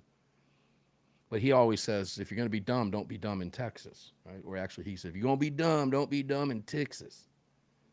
Well, he's spot on, because the 2 guys that were pounding on the door, homeowner wasn't buying it, saw no police cruisers, saw no paperwork, saw nothing. And it's a common tactic for invaders to try to be, pretend to be cops. And I guess one of them fired around in the door, and the homeowner killed both of them. End of discussion. That, folks, is a happy ending story. Now, we're not applauding the death of the 2 people. We're applauding the fact that the homeowner is alive because he was armed and defended himself against 2 criminal scumbags. Congratulations, Houston. You have 2 less scumbags roaming the streets. We are applauding the 2 scumbags being dead. We are. In a roundabout way. Yeah, I'm going to applaud the same way if they were airlifted out. Okay. Gonna save me on tax dollars. It is definitely going to do that. Yeah, I have no sympathy for criminals in that. Let me just make this very clear: no sympathy whatsoever. You effed around. Now it's time to find out. They found out.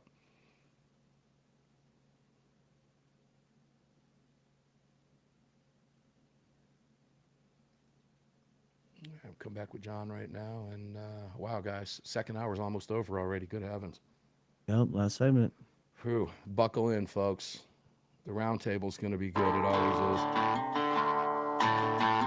Sounds like the Allman Brothers, man, but it's not. It sounds like If you you know that a self-defense incident can happen anytime. That's why you need Attorneys on Retainer. They're the only self-defense program backed by real attorneys who specialize in self-defense cases. Visit them online at attorneysonretainer.us. Welcome back. Yeah, that's a no-brainer, ladies and gentlemen. I'm going to continue to beat this one into you. It is an absolute no-brainer.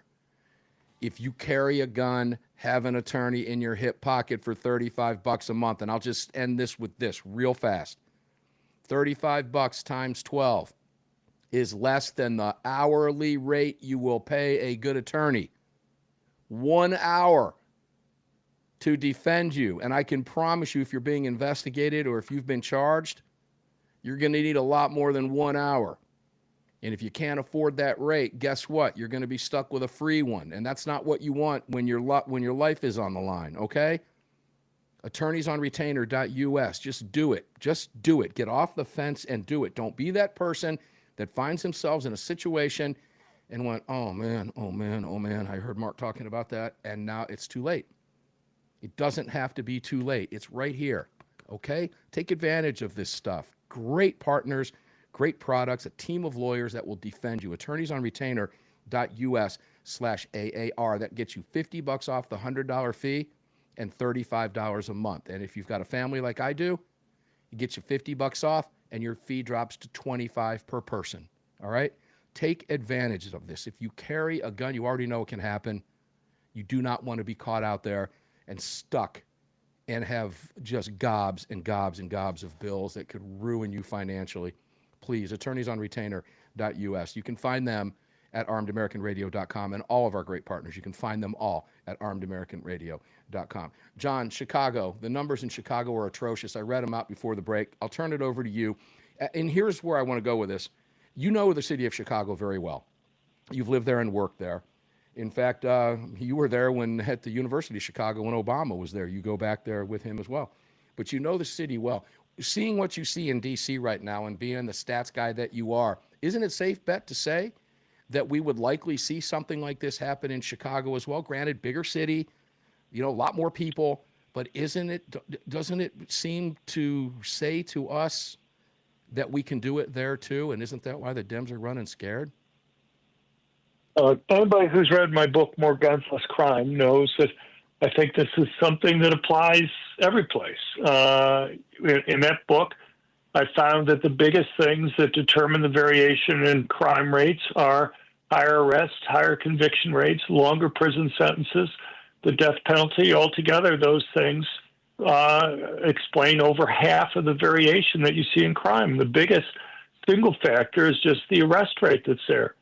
So, look, Trump is much more limited in terms of what he's able to go and do in Chicago than he can't go and federalize the local police like he can do in D.C.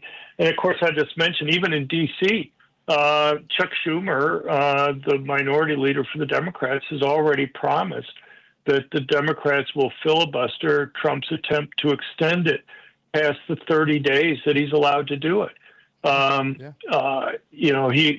Schumer is convinced that he has the votes that the Democrats aren't going to let him go past the 30 days. So, it's going to be an interesting experiment because what you're going to have is we have this huge drop, as we've talked about, in murders and other violent crimes while they've done this.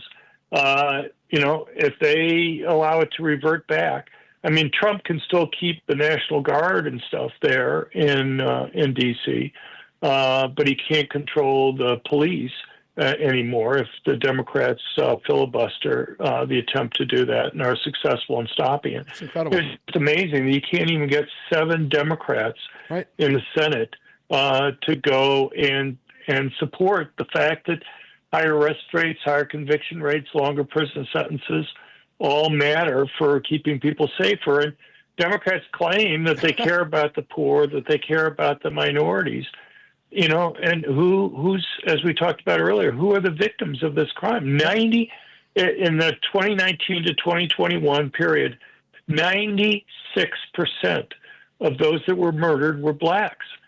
And so,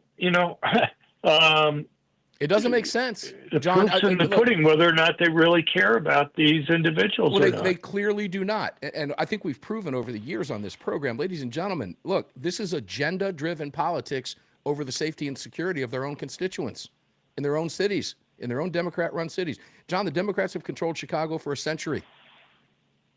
Trump can go in and fix it and clean it up at the best he can, better than they've ever done, ever in the history of that city, in modern history anyway, ever.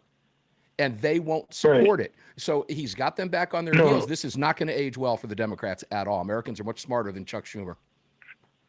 Well, it's also the gun control groups. You look at places like the Brady campaign, I'd say at least in some sense they're consistent. They don't want law enforcement out there being beefed up to go and arrest criminals. So they don't want law enforcement to make it risky for criminals to commit crime. At the same time, they don't want to make it so that civilians who are trying to protect their families and themselves can make it risky for criminals to commit crime. So at least, I'll say the gun control groups are consistent, but they're consistent in a way that makes it easier for criminals to commit crime. And then they wonder why you have more crime that's occurring. Yeah, I don't know. I mean, I don't know if they wonder why. It's hard to wrap your head around this, John, but I can draw no other conclusion than they thrive on the crime because it keeps money flowing, or they think it does anyway, but all that's being cut off. So it's none of this is going to age well for the Democrats at all, at any political level. I don't care local, I don't care federal, it doesn't matter. Chuck Schumer is making a terrible calculated mistake here because he's playing Americans for stupid and still thinks, I guess, the mainstream media is going to do their job for him and convince people that he's right. It's not working. If you go to D.C., and I've seen some of the interviews, it's black Americans on the streets that want more of this. They've been happy with what's happening there. So I don't know. It's agenda-driven politics. It's really sad, but not going to age well for them, so let them play games, John. I'll give you the last 30 seconds before we go to the break.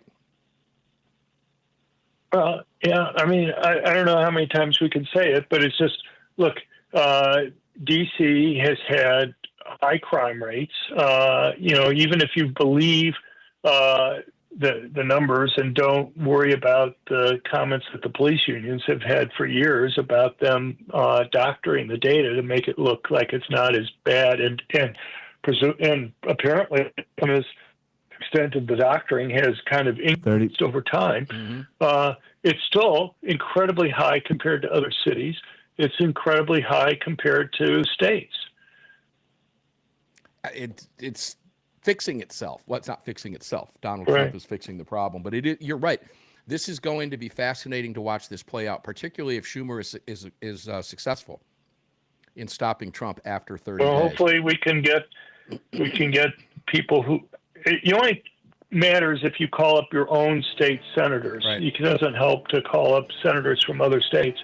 But, you have a big reach if people who are listening to you decide, look, safety is important here. It's up to your listeners to decide. I can't tell them what to do, but it's you just push them in the right whether direction. His constituents are going to go and let him know in all these different Democratic states. You're right. John Lott, crimeresearch.org. We're getting ready to end it. John, I love you. Thank you for being here. Amazing conversation. Didn't get to any way. That happens every week. We never get to everything we want to get to, but this conversation was important. And listening to John throw these stats out, that's the truth, ladies and gentlemen. You never get from the mainstream lying, hate-filled, rot-gut media from people that call themselves journalists. It's a joke. A classic Armed American Radio Roundtable coming up with Brad, Ryan, and Justin Moon. You don't want to miss it. We'll be right back. You just filled your prescription for freedom with Mark Walters, presented by the National Rifle Association. The National Rifle Association on the Armed American Radio Network.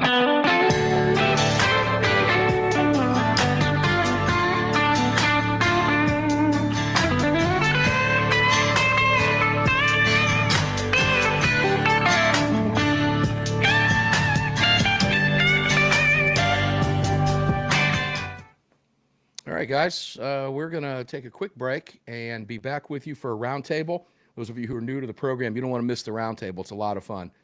Well, we push the envelope a little bit. The conversation's always really powerful. Justin Moon, CEO of Car Arms, does not hold back. He will tell you exactly what he feels. Obviously, we have some FCC constraints. So, there's that we have to be concerned with. But still, we go down the rabbit holes with the guys. Brad Premo, combat vet, former law enforcement officer, and the founder of and CEO of Lead Slingers Whiskey, and of course Parkland father Ryan Petty. He knows a little bit about this, sadly, but Ryan is a great addition to the program, and we're looking forward to having you in here. Give us to about 6 minutes after the hour, and the roundtable starts. We do have a number of topics, and we do get to a little bit more in the roundtable than we do in some of the other guests from time to time, particularly John, because he has so much to say about this stuff. And Greg, I couldn't help but think whenever I talk with John on the show, which is frequently over the years, that he was at the GOA convention and they gave him 4 to 5 minutes to talk, and he can't even begin to tell you, what's going on in 4 to 5 minutes. So it's fun to be able to give him a platform and give him a little bit more time. Guys, we're going to take a quick break. We'll be back at 6 minutes after live. We'll probably be back in the seat a little bit before that, but thanks for being here. Please like and share the posts, all right? We need your help. Thanks for tuning in here. Close to 3,000 of you tuned in, watching live on X right now.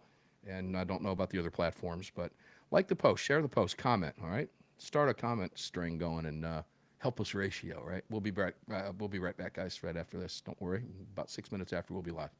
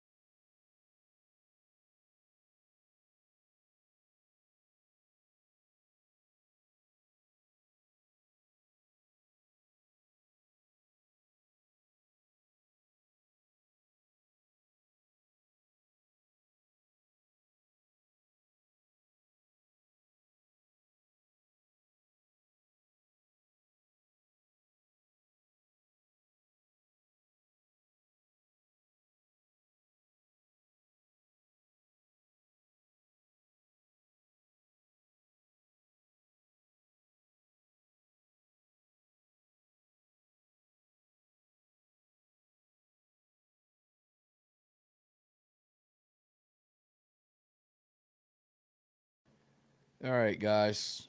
Be coming back here in just under 3 minutes, I do believe. Hang in there with me. You know, if you're listening on a radio station, you know, you listen on radio stations, right? Yeah, top of the hour, you get the news, weather, and sports and all that. That's what's going on several hundred radio stations right now while they're waiting for us to come back.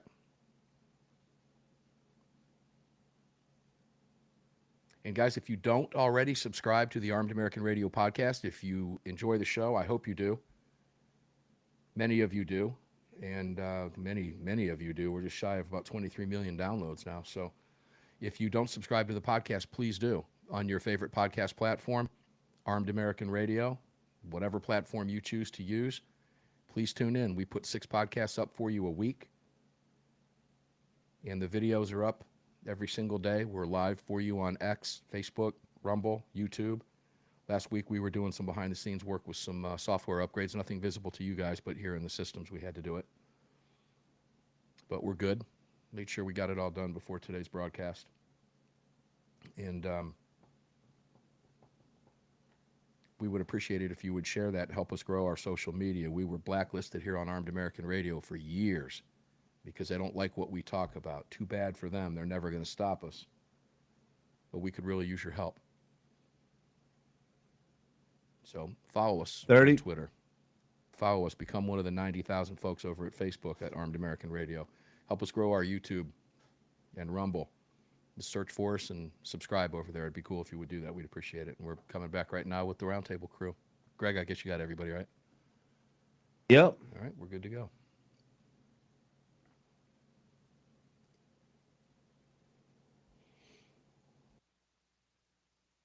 This hour is going to move right along, guys. Buckle in. Put your belts on.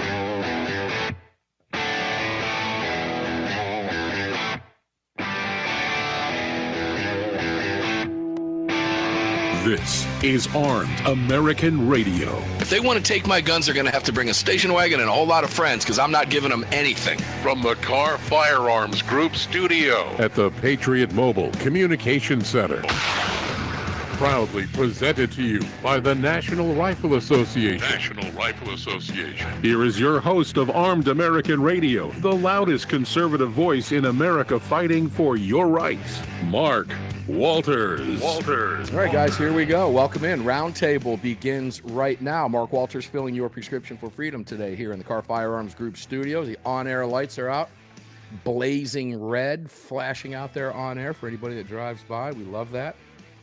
Car Firearms Group Studios, CZ Microphone, Patriot Mobile Communication and Command Center, and it's all being brought to you by the National Rifle Association. Greg in Dallas, Tejas, how are you, my brother? Great show so far, buzzing right along. Yeah, it moved pretty quickly. I was just thinking, as soon as you cut your on-air light on the shed out there, you should have like a flare that launches into the sky so everybody knows. It's just like a little addition to the on-air lights. Oh, I like that. Just a flare goes straight up in the air, about 100 feet, explodes, and everybody's like, hey, Walters is on the air again tonight. Big giant AAR blossoms out. Something. Big giant Car Firearms blossoms out. Something. Right? I think we can make that work. Sadly, we probably can. That's just another thing on my plate, but that is pretty cool. I kind of like that. Good heavens. Oh, maybe I get the neighbors to complain about that because they certainly complain about my guitars being too loud. I love them. I got to hand it to them. Yeah. Good heavens. All right, guys, we're live for you on Facebook.com/Armed American Radio, Facebook.com/Armed American Radio. You can watch us over there. And, Greg, I'll let you do your thing and where to get in on the chat and all that fun stuff, and then we'll get cracking. Going to be a good hour with the roundtable. Yeah, sure will. Other places to watch the show are going to be YouTube and Rumble. Just do a search for Armed American Radio with Mark Walters. Over at X, we're at AAR Mark. You can head over to armedamericanradio.org or .com, hit that menu icon, and then select your watch live or listen live option. Lastly, if you want to join our live chat, just download Telegram, create your profile, and search for Armed American Radio Conversations. Yeah, that's how it works. So we got the whole crew here, right? Yeah, everybody showed up. Who called in first? First call would have been Brad Premo. Brad Premo, CEO, Lead Slingers, veteran, combat veteran, former law enforcement officer, and great friend of this program, longtime contributor. Brad, how the heck are you? I'm doing great, Mark. How are you doing tonight? I'm doing good. I'm doing a lot better now that I know my daughter's okay, and we're going to go into that conversation with you, with this crew at the table today, just because we have to. Justin Moon, CEO of Car Arms. How are you, brother? Great to have you here as always, my friend. Doing good, Mark. Thanks for having me. Yeah, man, it's always a pleasure. You are a fan favorite for a reason. For those of you who are new, there are thousands of you watching right now and listening online, and we appreciate that. If you've never heard Justin on the show, well, you're about ready to find out, not just Justin, why they're all fan favorites, but Justin doesn't hold back. He's going to tell you what he thinks. And Parkland father Ryan Petty, dear friend, how are you, my brother? Good to have you here as always, Ryan. Great to be here with you, Mark. Let's talk now. Let me just get this out now, okay? You guys are all very well aware of what happened at the ranch on Thursday, right after I got off the air with my daughter being forced to T-bone somebody who pulled out in front of him that shouldn't have been in the country to begin with, that was given a driver's license by Pritzker in Illinois. Pritzker, you ain't even begun to hear from us yet, but you're going to, because we are going to take action. Guys, I feel obligated. I feel like I have to, and I will do that. In fact, we've got conversations already begun lining up for tomorrow, so we'll keep you posted on the show. Excuse me. Brad, I'll start with you. You saw the pics. You saw what happened. FCC friendly. Your thoughts? You know, I don't think people realize just like what having illegal immigrants in this country has done to all of our quality of lives. I still remember, when I was my days in law enforcement, if there was a wreck, on a Tuesday night or whatever, and call would come out, yep, wreck, one driver's fleeing the scene on foot. It was constant. We had a lot of illegals in the area that I was in, and there was a lot of wrecks. And the first thing they would do is they would jump out the car and take off on foot because they didn't have a license, they didn't have registration.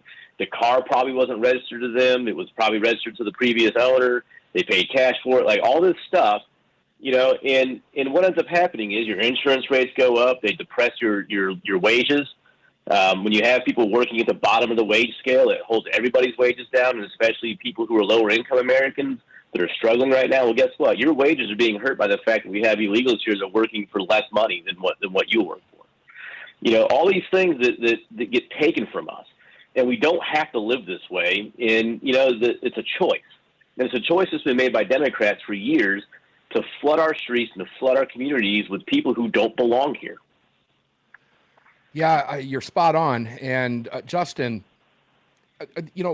Brad's got me going in another direction. This is what's beautiful about the roundtable now. I want to hear your thoughts because you know what happened here at the ranch over the last few days. And I don't even have to tell you about the hassles that go into that, okay? Car's gone, all that nonsense, dealing with rentals, payoffs, insurance. Unfortunately, we work with a great company. I'll just tell you, we're with USAA, and they do an amazing job. So that's all good. And the most important thing is my daughter is okay. Sore is all get out from head to toe, which is to be expected. But Brad said that it doesn't have to be this way, and he's right. And I want to get your thoughts first on the illegal aspect of it, and then Ryan, you too, and then I want to go into the doesn't have to be this way because I want to take it to American cities.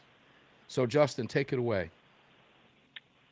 Well, Mark, Americans don't vote for the Democratic Party anymore, and so without the illegals, they can't win office. And especially in Illinois, the reason why they're in power is because of all their gerrymandering, and it's primarily because of illegal, aliens that they're able to continue to rig the elections and win. So obviously, they need the illegals to stay in power. Yeah, if I'm not mistaken, Pritzker just added another $1 billion of taxpayer dollars for benefits. I might be wrong on that. It might have been Waltz. In fact, if I were to guess, they probably both did. But Ryan, come on. I spoke to you later that evening after it happened, and can't talk about much about what we said on a private conversation, but nonetheless, you get it. Yeah, this was a hard one for me, Mark. I'm going to tell you how many American daughters have to lose their lives or almost lose their lives before we say enough with the incompetence of our local, state, and federal government in doing the one thing that we asked them to do, which is ensure domestic tranquility, right? It's right in the Constitution. That's their primary function. They're out painting sidewalks. They're out building stadiums for football teams. They're indoctrinating our children at school. They're doing everything that they're not supposed to be doing as government. And your daughter fell victim to government incompetence. And quite frankly, it goes beyond incompetence. It goes into deliberate malfeasance, in my view. Deliberate attempt to subvert our constitutional republic by bringing in, encouraging illegal immigrants to come here, not only for jobs, right? This is not the 1980s anymore when people were just looking for a better life. We've got criminals that are coming across the border, and they're killing our sons and daughters in various different ways. And this is just another example why it was so painful for me to hear your story the other day, Mark, is I lost my daughter, as you know, because of incompetence.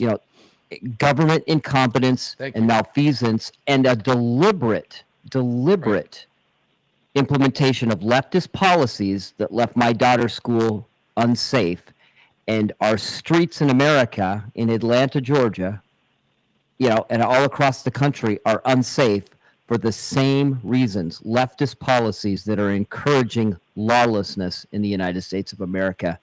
It's time we stand up and say, that's enough.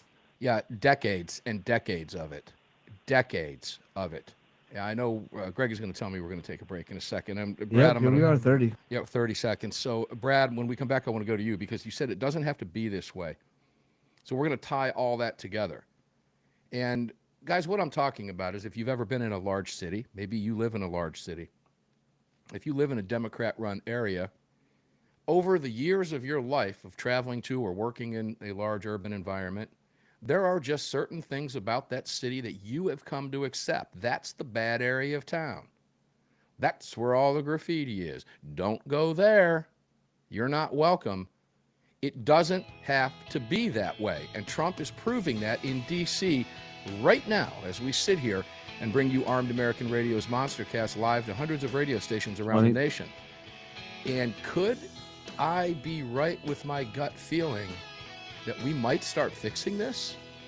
That Americans have just finally had enough? We'll talk about it. Don't go away.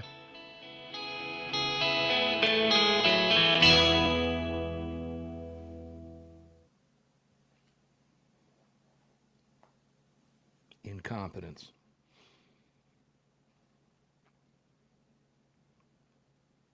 Guys, for those of you who might be new to the show, Ryan Petty's daughter, Elena, was murdered at Parkland back in 2018, and he has fought fervently for your right to keep and bear arms over the years, and against, well, I don't know how, but he is the real deal, and he understands government incompetence more than any of us,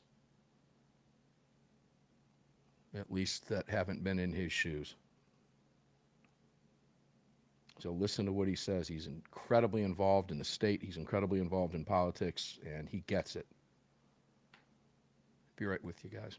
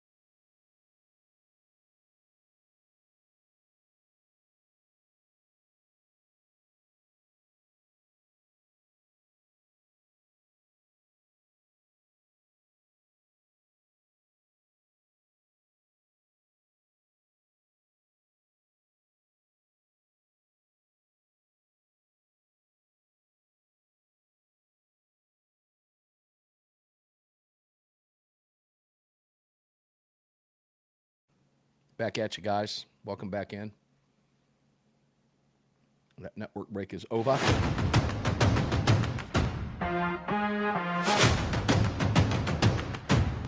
The following segment of Armed American Radio is proudly being brought to you by the National Rifle Association. Help us defend freedom by visiting nra.org/AAR and join today. Welcome back to the show. Yeah, welcome back to the show indeed. Mark Walters filling your prescription for freedom here in the Car Firearms Group studios. National Rifle Association presenting it all. Join. Simple, $35. Guys, honestly, I don't care if you give the National Rifle Association another penny after that. Just join the organization. That's all I want you to do. Okay? Just join. We need your numbers in there to fuel the ongoing effort. And we need you there. We need you as part of the team, guys. It's very, very important that you join the organization, nationalrifleassociation.org/AAR. That's going to get you the free range bag. We're going to send it to you. That's your $35 right there. And if you want to go for a 5-year membership or a 3-year membership, you also get the range bag. 5-year membership, join or renew, or life membership is going to get you the binoculars. And we got some more good stuff out there for you, too, when these things run out, okay? But one of you is going to win a range bag. That's where the promotion comes in. Those of you who joined using that promo code, and many, many of you have. But still, in all things considered, your odds are pretty good when you consider that you have a pretty good chance of winning the second range bag filled with all kinds of swag from all of us, including car arms, including Heaven's Harvest going to put in 12 meal kits for you, for crying out loud. The 72-hour deals, the heat in the bag deals, fantastic food preparation stuff for your emergency food supplies. All kinds of fun stuff. Crossbreed Holsters going to throw in a 3-package with a belt, a holster, and a mag carrier for you. You know, that package alone is valued at close to $200. So make sure to get involved, okay? We got some great incentives for you. NRA.org/AAR. Welcome back to the Car Firearms Group studios with me.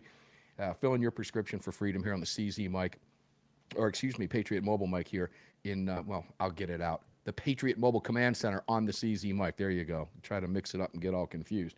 And you can visit all of our great partners, great crop of partners over there, including Bud's Gun Shop, Attorneys on Retainer. They're all there for you at armedamericanradio.com. Brad, let me toss it over to you. You said it doesn't have to be this way. I'll just tell a quick story. When I was a sophomore in high school, my dad was working his way up the corporate ladder with Eli Lilly Drug Company, and he got to the point where they turned over the Manhattan division, hospital division to him, which was the largest division in the world. So he was clearly on his way. That required us to move to Wayne, New Jersey for a year. And I was 15, okay? The reason I didn't like it was because I was just about ready to get my driver's license in the state we were living in, or my permit. In New Jersey, when we moved there, I found out was 17 years old to drive. So I got basically screwed out of a year's worth of driving, which really bothered me. And we stayed there for a little bit longer, and my father moved us to Connecticut, get us out of Jersey, and I was able to get my driver's license and catch up with everybody. So I appreciate my dad doing that for us. But that was at a time when Koch was running the city, and the city was a crap hole. You know, you knew not to get on the subways. You knew what areas of town to stay away from. The graffiti and everything, a lot of people would say that that was just the flavor of the city. You couldn't go anywhere near 42nd Street unless you were there for nefarious purposes. Now, after a couple Republicans come in the form of, believe it or not, Bloomberg, who was a Republican at the time, and Giuliani, a Republican, fixed that city to a point where 42nd Street, now over near Times Square, has got where you wouldn't even go before, has got some of the best restaurants in the world right there. You know, they have their issues. They're getting ready to elect a commie, unfortunately. You know, who knows what happens. But you're right, Brad. It doesn't have to be this way. Why have we accepted that that's the way our Democrat-run cities are? Why have we gotten to that point? And is it changing? And is what Trump is doing in D.C. showing all of us that it, in fact, doesn't have to be that way? I mean, I think it is changing. I think part of why we've accepted it is that, you know, most of the good people, a lot of the good people moved out of the cities. And, you know, I think in their minds it became, you know what, that's not my problem anymore because I'm not living there. Good point. You know, they did, you know, kind of throw up their hands and move to better places. But, you know, one thing that you know, the last several years have shown us, I mean, I think really this even started back during the Summer of Love, is that's when people did start getting really disgusted with what our cities have become and what's become acceptable when we're told that we have to accept the fact that, you know, roving gangs of criminals are allowed to burn down buildings and we have to just give them room to be wild animals, in the cities that we end up paying taxes for to fix. And, I think the reason why Democrats and these brainwashed, lobotomized Democrat voters are having such a problem with what Donald Trump was doing in D.C. is that he is proving it doesn't have to be this way. Literally all it takes is somebody in charge who gives a damn. People who actually want to fix things and make these cities livable. And you know what? He's right. Our capital, we're the greatest country in the world. Our capital ought to be the greatest city in the greatest country in the world, where people can feel safe and want to go. And he's putting his money where his mouth is. Rubber meets the road, and he's doing something about it. And that's literally all it takes. All it takes is somebody saying enough and doing something about it. And it's exposing decades of Democrat incompetence and, like Ryan said, actually intentional malfeasance. This has all been on purpose on their part, and he's exposing it and making them look bad. People are waking up. I think you're right. Justin, do you agree?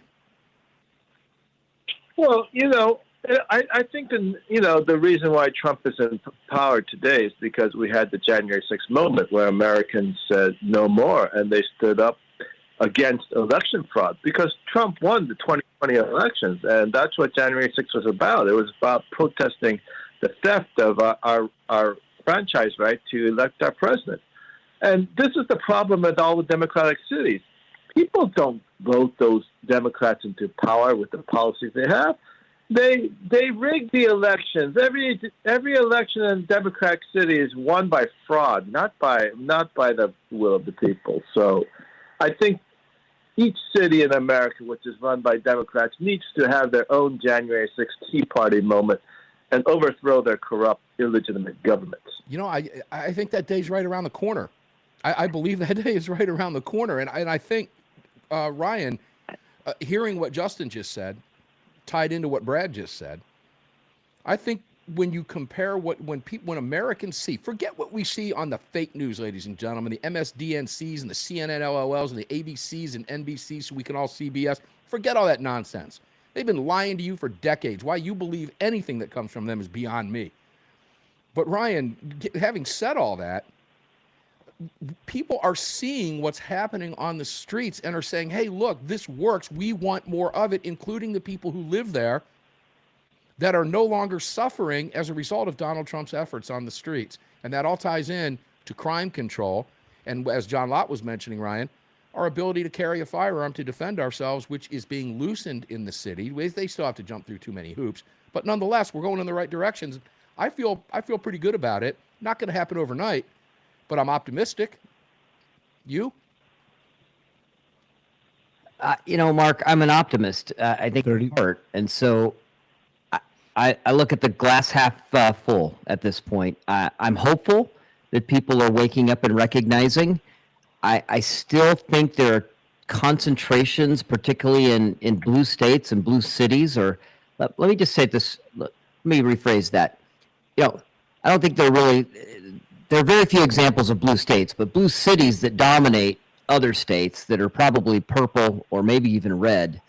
But it seems to me there's like this mass psychosis that goes on in these large cities where people just vote for the stupid leftist policies regardless of whether or not they're effective. Hopefully people will wake up. But you know what? For parents out there, we've got to take back control of our schools. That's where it starts. Ryan, we're going to come right back to you because the break is cutting in right now. We'll be right back. 2 more segments to go, guys. Don't go away.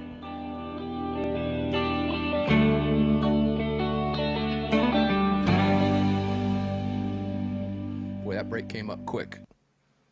Guys, that's just a sign that the hour will be up quick. Buckle in, okay? Hope you're enjoying the conversation. We're going to go to a happy ending story in Houston.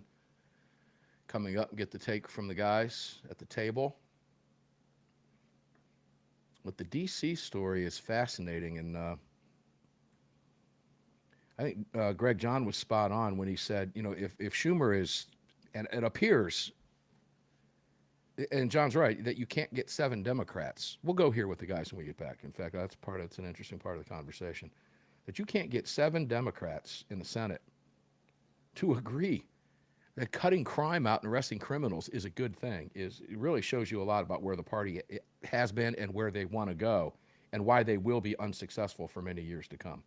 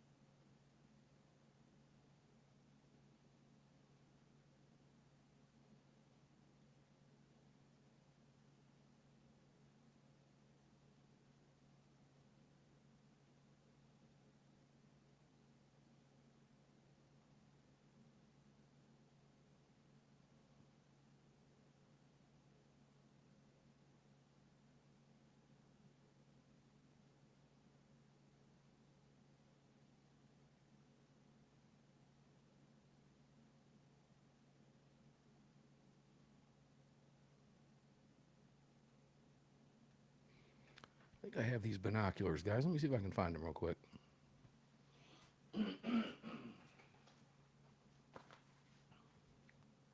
Oh, lucky you, I do. Here they are.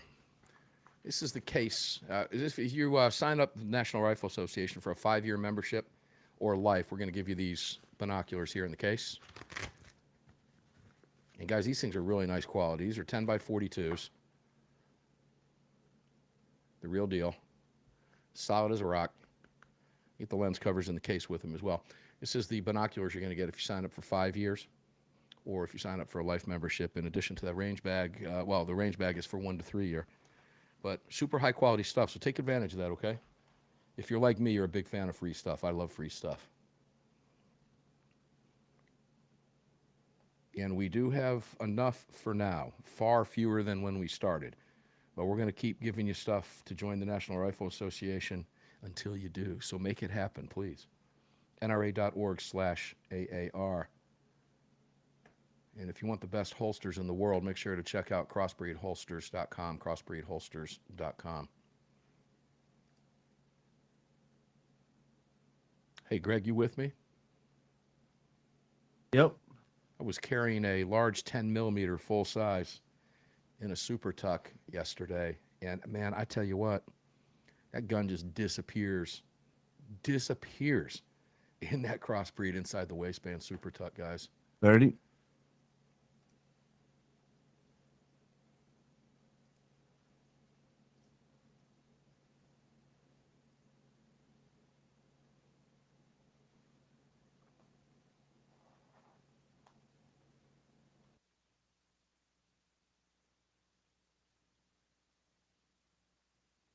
Back at you now, guys.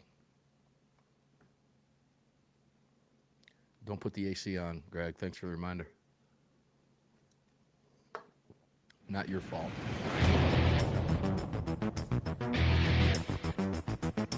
Hi, I'm Dr. Sebastian Gorka, letting you know that the Desperado Sport Fishing Crew in Virginia Beach, Virginia supports Armed American Radio and our right to bear arms. Now, back to Mark Walters. Love that Sebastian Gorka rejoiner. We love Seb. He's the real deal, ladies and gentlemen. Sebastian Gorka. I used to be able to say you could listen to him on the radio, but he's working in the administration now, so that's not going to work for you right now. Anyway, welcome back. Car Firearms Group Studios, fired up for you. CZ Mike here, all lit up for you. And it's all at the Patriot Mobile Communication and Command Center. If you're watching on your television sets or devices, this is a Patriot mobile phone. You can have a Patriot mobile phone as well and deal with a company that actually shows up at every single gun rights movement organization, whatever it's a convention, they're there with booths. Their mission, while they sell cell phone service, is not just cell phone service. It's supporting your rights and predominantly your right to bear arms. They donate and give and feed these organizations just like you do to support us. PatriotMobile.com/AAR. It takes 15 to 20 minutes to move a line over. You don't have to do them all at one time. And when you do that, guess what happens? Use the AAR promo code, you get a free month. And if you still owe money on your phones like I did, $500 credit per phone. So if you get your payments on your phone down to $500 and you got 4 phones you want to move over, you're going to get a $2,000 credit on your bill, plus a free month. You're not going to pay a phone bill for a long time, guys. And they use all the towers, all the services. You get the best of all the worlds, and you're supporting a business that supports your right to keep and bear arms, PatriotMobile.com. Don't forget Daniel Defense and MyPillow. The percale sheets are on sale over there at MyPillow now. Mike has been with us for a decade plus. Please support the man. It's real easy to do. MyPillow.com/AAR. MyPillow.com/AAR. Take advantage of all the great discounts over there. When you go to that page, you're going to see our own landing page there. We just loaded up my daughter who moved into a condo a couple days ago, 4 or 5 days ago, 6 days ago, something like that.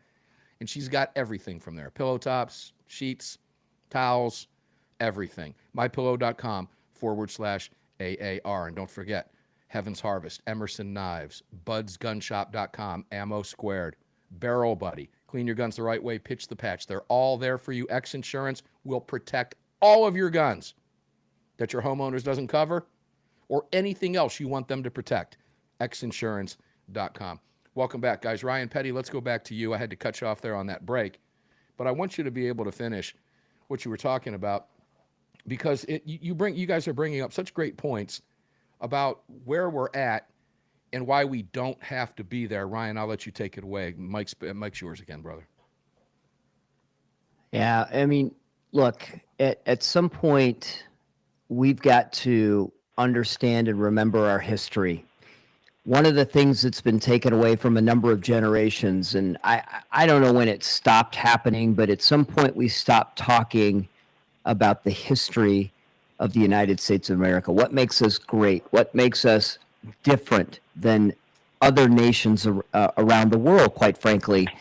We stopped teaching that to our kids. And at some point we allowed a group of educators to come in, inspired, I think, by leftist professors that have completely taken over the education colleges at every university around the country. And there are very few that are exempt from this, that hate America.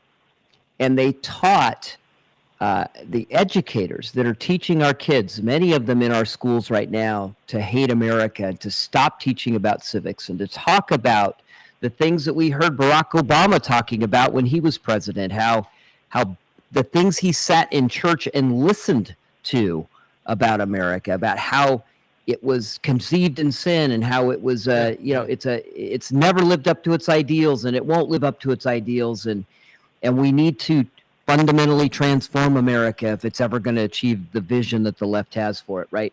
So that thing has been pervasive in our schools.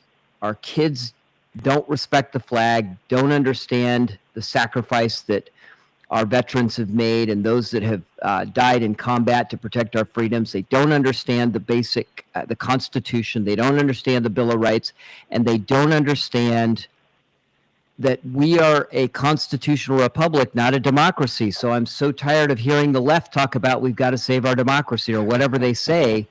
I'm so sick of hearing that, but that is the ignorance that we've allowed to happen. And because of that, the left has dominated the culture, and culture, my friend, trumps everything. It trumps politics. It trumps, it just trumps. And so one of the reasons Donald Trump has been so successful is he is a cultural phenomenon. There's no question about it. You saw what he did to Putin the other day. He flew the B-2 right over his head.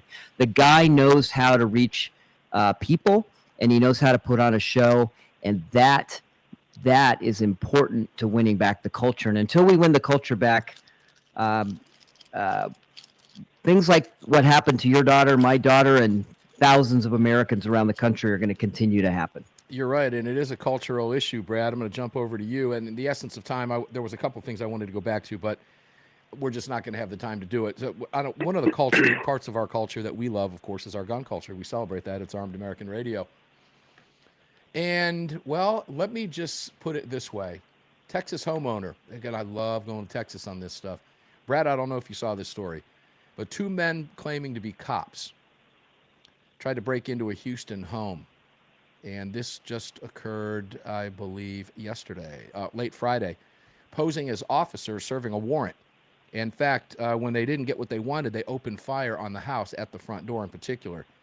And what happens, the suspects were wearing bulletproof vests marked with police, but had no patrol cars or flashing lights. Nothing there was present. The homeowner's suspicions were raised. 2 men were also wearing masks covering their faces and badges around their necks. That's intimidating when you see that coming at your door at night. You're thinking, okay, even though it's a tried and true tactic from a lot of home invaders on these hot burglaries, but the folks had a Ring camera, and they couldn't see a warrant. They said it was just 2 people. They're masked up. There were no police cars, no lights or anything like that, according to one of the lieutenants. So once one of the guys fired into the home, the homeowner said, no, I'm not having any of that. Returned fire and killed both of them right there on the property. Now, AAR Hawkins says, if you're going to be dumb, don't be dumb in Texas, right? I've heard him say that before. And these guys were wearing vests. None of it worked out well for them. Congratulations, Houston. You're down 2 more scumbags that you don't have to worry about. Brad, take that one away. Yeah, and, that's what a nightmare for the homeowner, though. I mean, that's, the idea that, for one, people are trying to get in your house, but they're also, disguise themselves as police, which, that's going to make any normal person kind of hesitate to defend themselves lethally, with the cops. I mean, you don't want to be you don't want to go up on charges for killing a police officer. But at the same time, like, they made it very clear that they're going to shoot this house up. So, the homeowner did what they had to do. And, that's actually not a big fear of mine, but like, you hear about this kind of stuff. Like, man, I hope and pray I never find myself in that position, because, yeah, that's a tough one. Again, it's a nightmare. But, I'm glad it worked out. I'm glad that, we got, 2 in the ground that we're not have to, feed and house in prison. And the homeowner, came out on top, which is, good. Sounds like a good guy won this one. And ladies and gents, that's why we call that a happy ending story here for 17 years on Armed American Radio. Justin, when we come back from the break, I'm going to go right to you. I want to get your thoughts on that too, but I also want to throw in Malinowski and what happened at Little Rock Airport. Greg, how much time do I have? Enough time to get started? Probably not. 40 seconds. 40 seconds. Justin, you got 30 seconds now. Go ahead and answer that. Then I'm going to come back to you anyway about Malinowski. When you hear a story like that, does it make you feel good? Well, Mark, talking about that story in Texas of those fake cops, I mean, this is why it's very important for law enforcement. When they come to a house, they got to show the warrant. You can't start doors. And, if there are cases in which law enforcement broke into the wrong house and the gun was fired back and killed them, and that was lawful kill. So law enforcement, be prudent. Make sure you show your warrant. Don't be breaking down people's doors unless they know that, that you have a leak. You got to pay attention. And we're going to come right back to you, Justin, because I want to get a follow-up on you on Brian Malinowski, the airport director who was murdered in cold blood by the ATF. His reaction was very similar to what we're just describing here. We'll go into that in just a second, and we'll go around the table. We've got one more segment left, ladies and gentlemen, so buckle in. We'll be back on the flip side of this break. Thanks for tuning in. We'll be right back.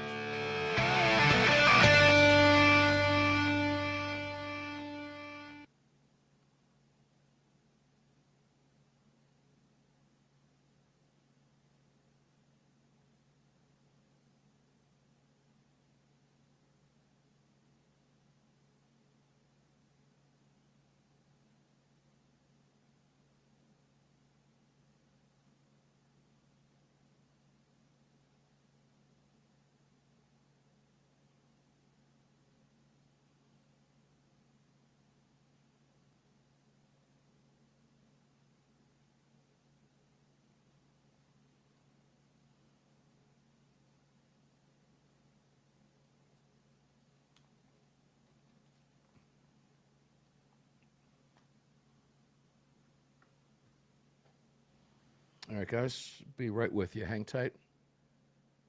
We'll come back live at 10:48 Eastern Time.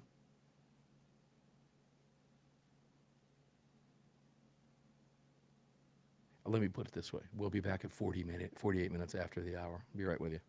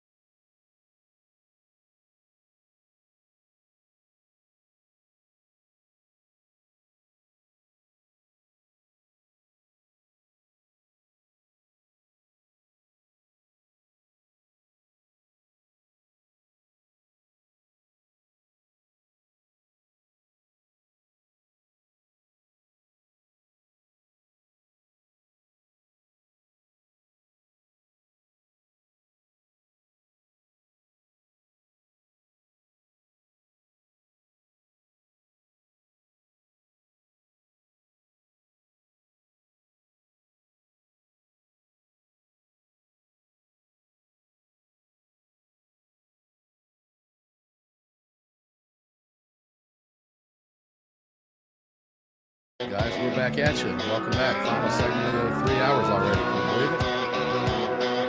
believe it? This segment is brought to you by Attorneys on Retainer. Get the only self-defense program for gun owners backed by a real law firm, the Attorneys for Freedom. Visit them online at attorneysonretainer.us. Welcome back. Welcome back. I just took a sip of ice water, Greg, that is super cold.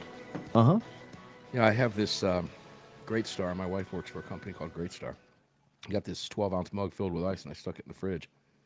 And I just filled it up, and man, it's ice cold, bro. These things work. I don't know what make it is, but hey, I'm impressed.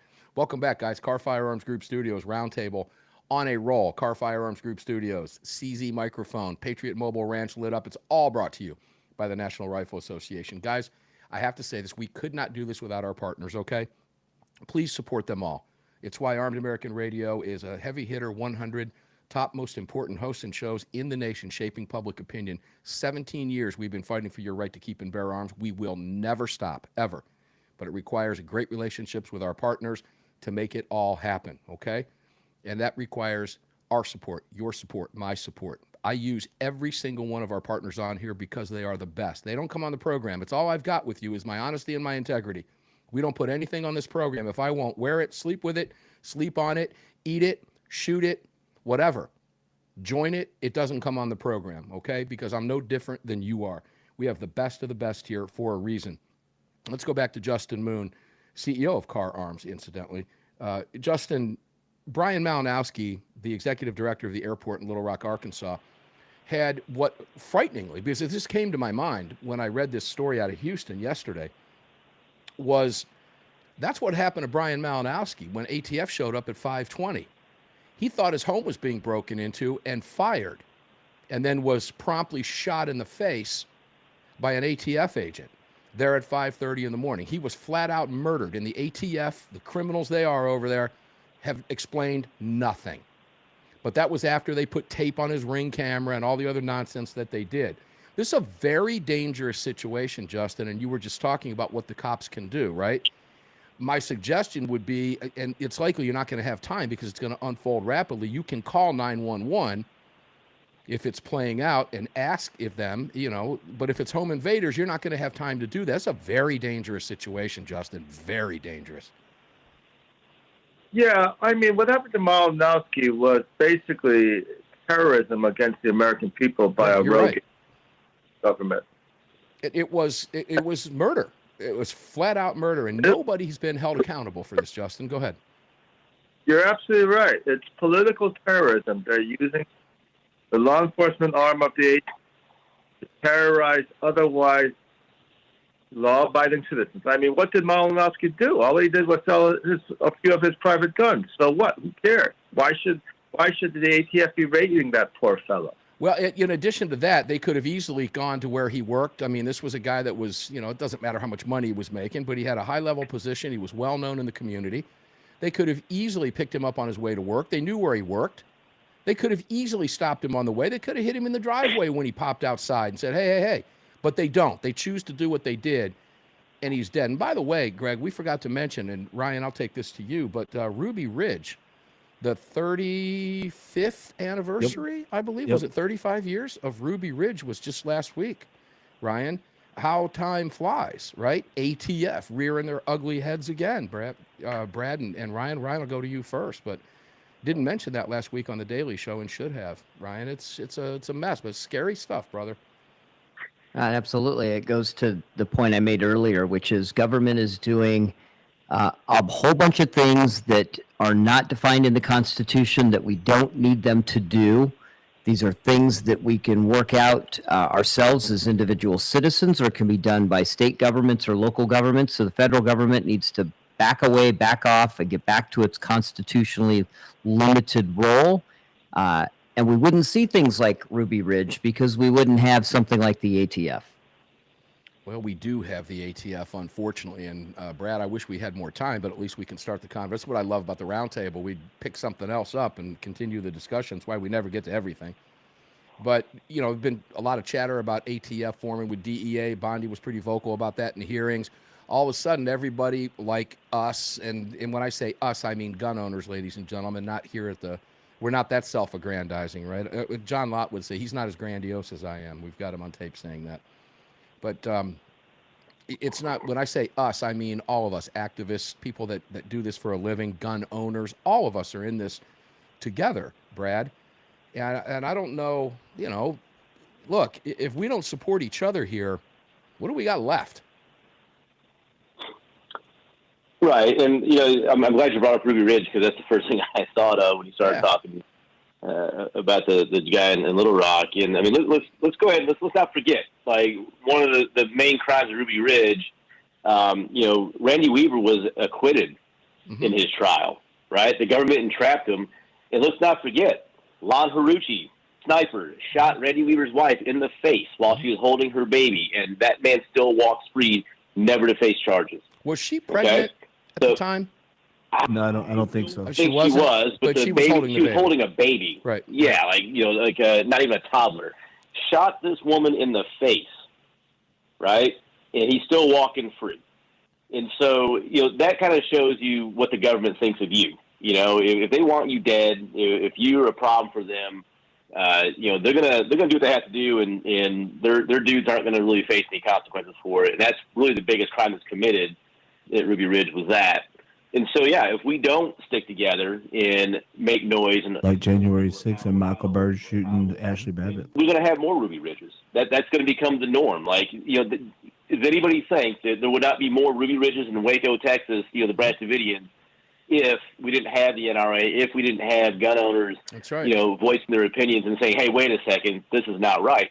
That would be the norm. It would happen all the time. So, we got to regard the government as a dangerous dog, right? Keep an eye on them, get control of them, don't ever trust them. That's exactly what our founders. That's exactly why our founders created the republic that they did, and it's why we have a Second Amendment, ladies and gentlemen. Well said, Brad. Justin, I'm going to take it to you and give you the final word, likely here, and that is you were there. You were in Washington on January 6th, and Greg just shouted into my ear, let's not forget Ashley Babbitt at the Capitol, murdered as well. Justin, it's a mess. You're absolutely right.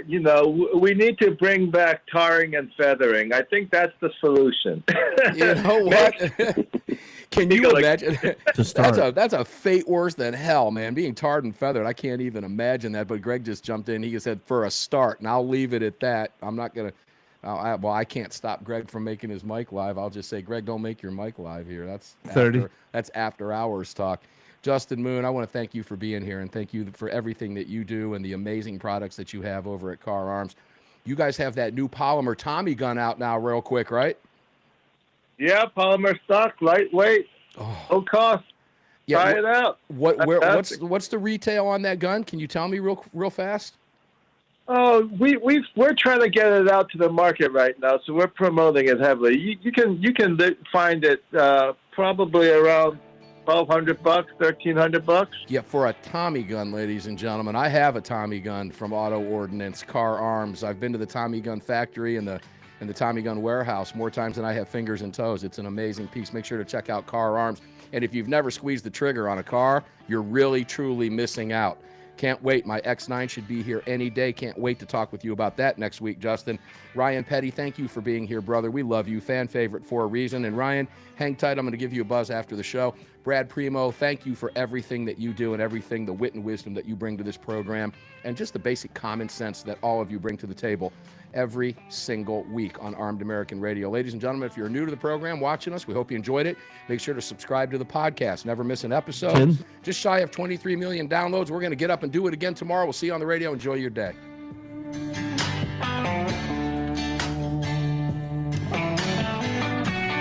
You just filled your prescription for freedom with Mark Walters, presented by the National Rifle Association. The National Rifle Association on the Armed American Radio Network.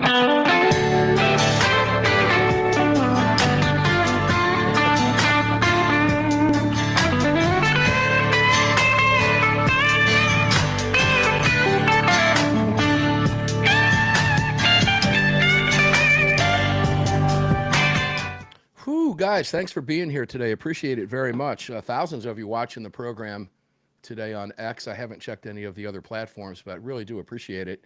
And I want to thank the National Rifle Association and Second Amendment Foundation for reposting us out there and getting us out there. 3,047 viewers, 8.9 thousand tuning in just on X alone. We appreciate that very much.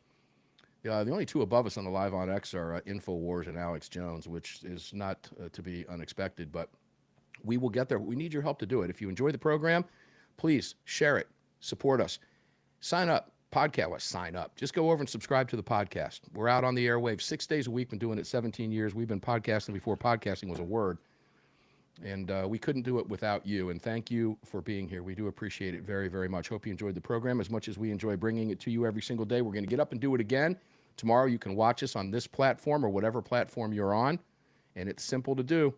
Armed American Radio. Just look us up. You'll find us. You can also watch us on armedamericanradio.com. Until then, stay safe, carry on, carry often, carry absolutely everywhere. Never, ever, ever leave your cave without your club. No self-respecting caveman would have ever been caught outside his cave without his club. I'm going to take another sip of this ice water, we'll call it, and we'll see each and every one of you on the radio tomorrow, 4 p.m. Eastern, 1 p.m. Pacific. Enjoy what's left of your day. Stay safe. We'll see you on the radio, guys.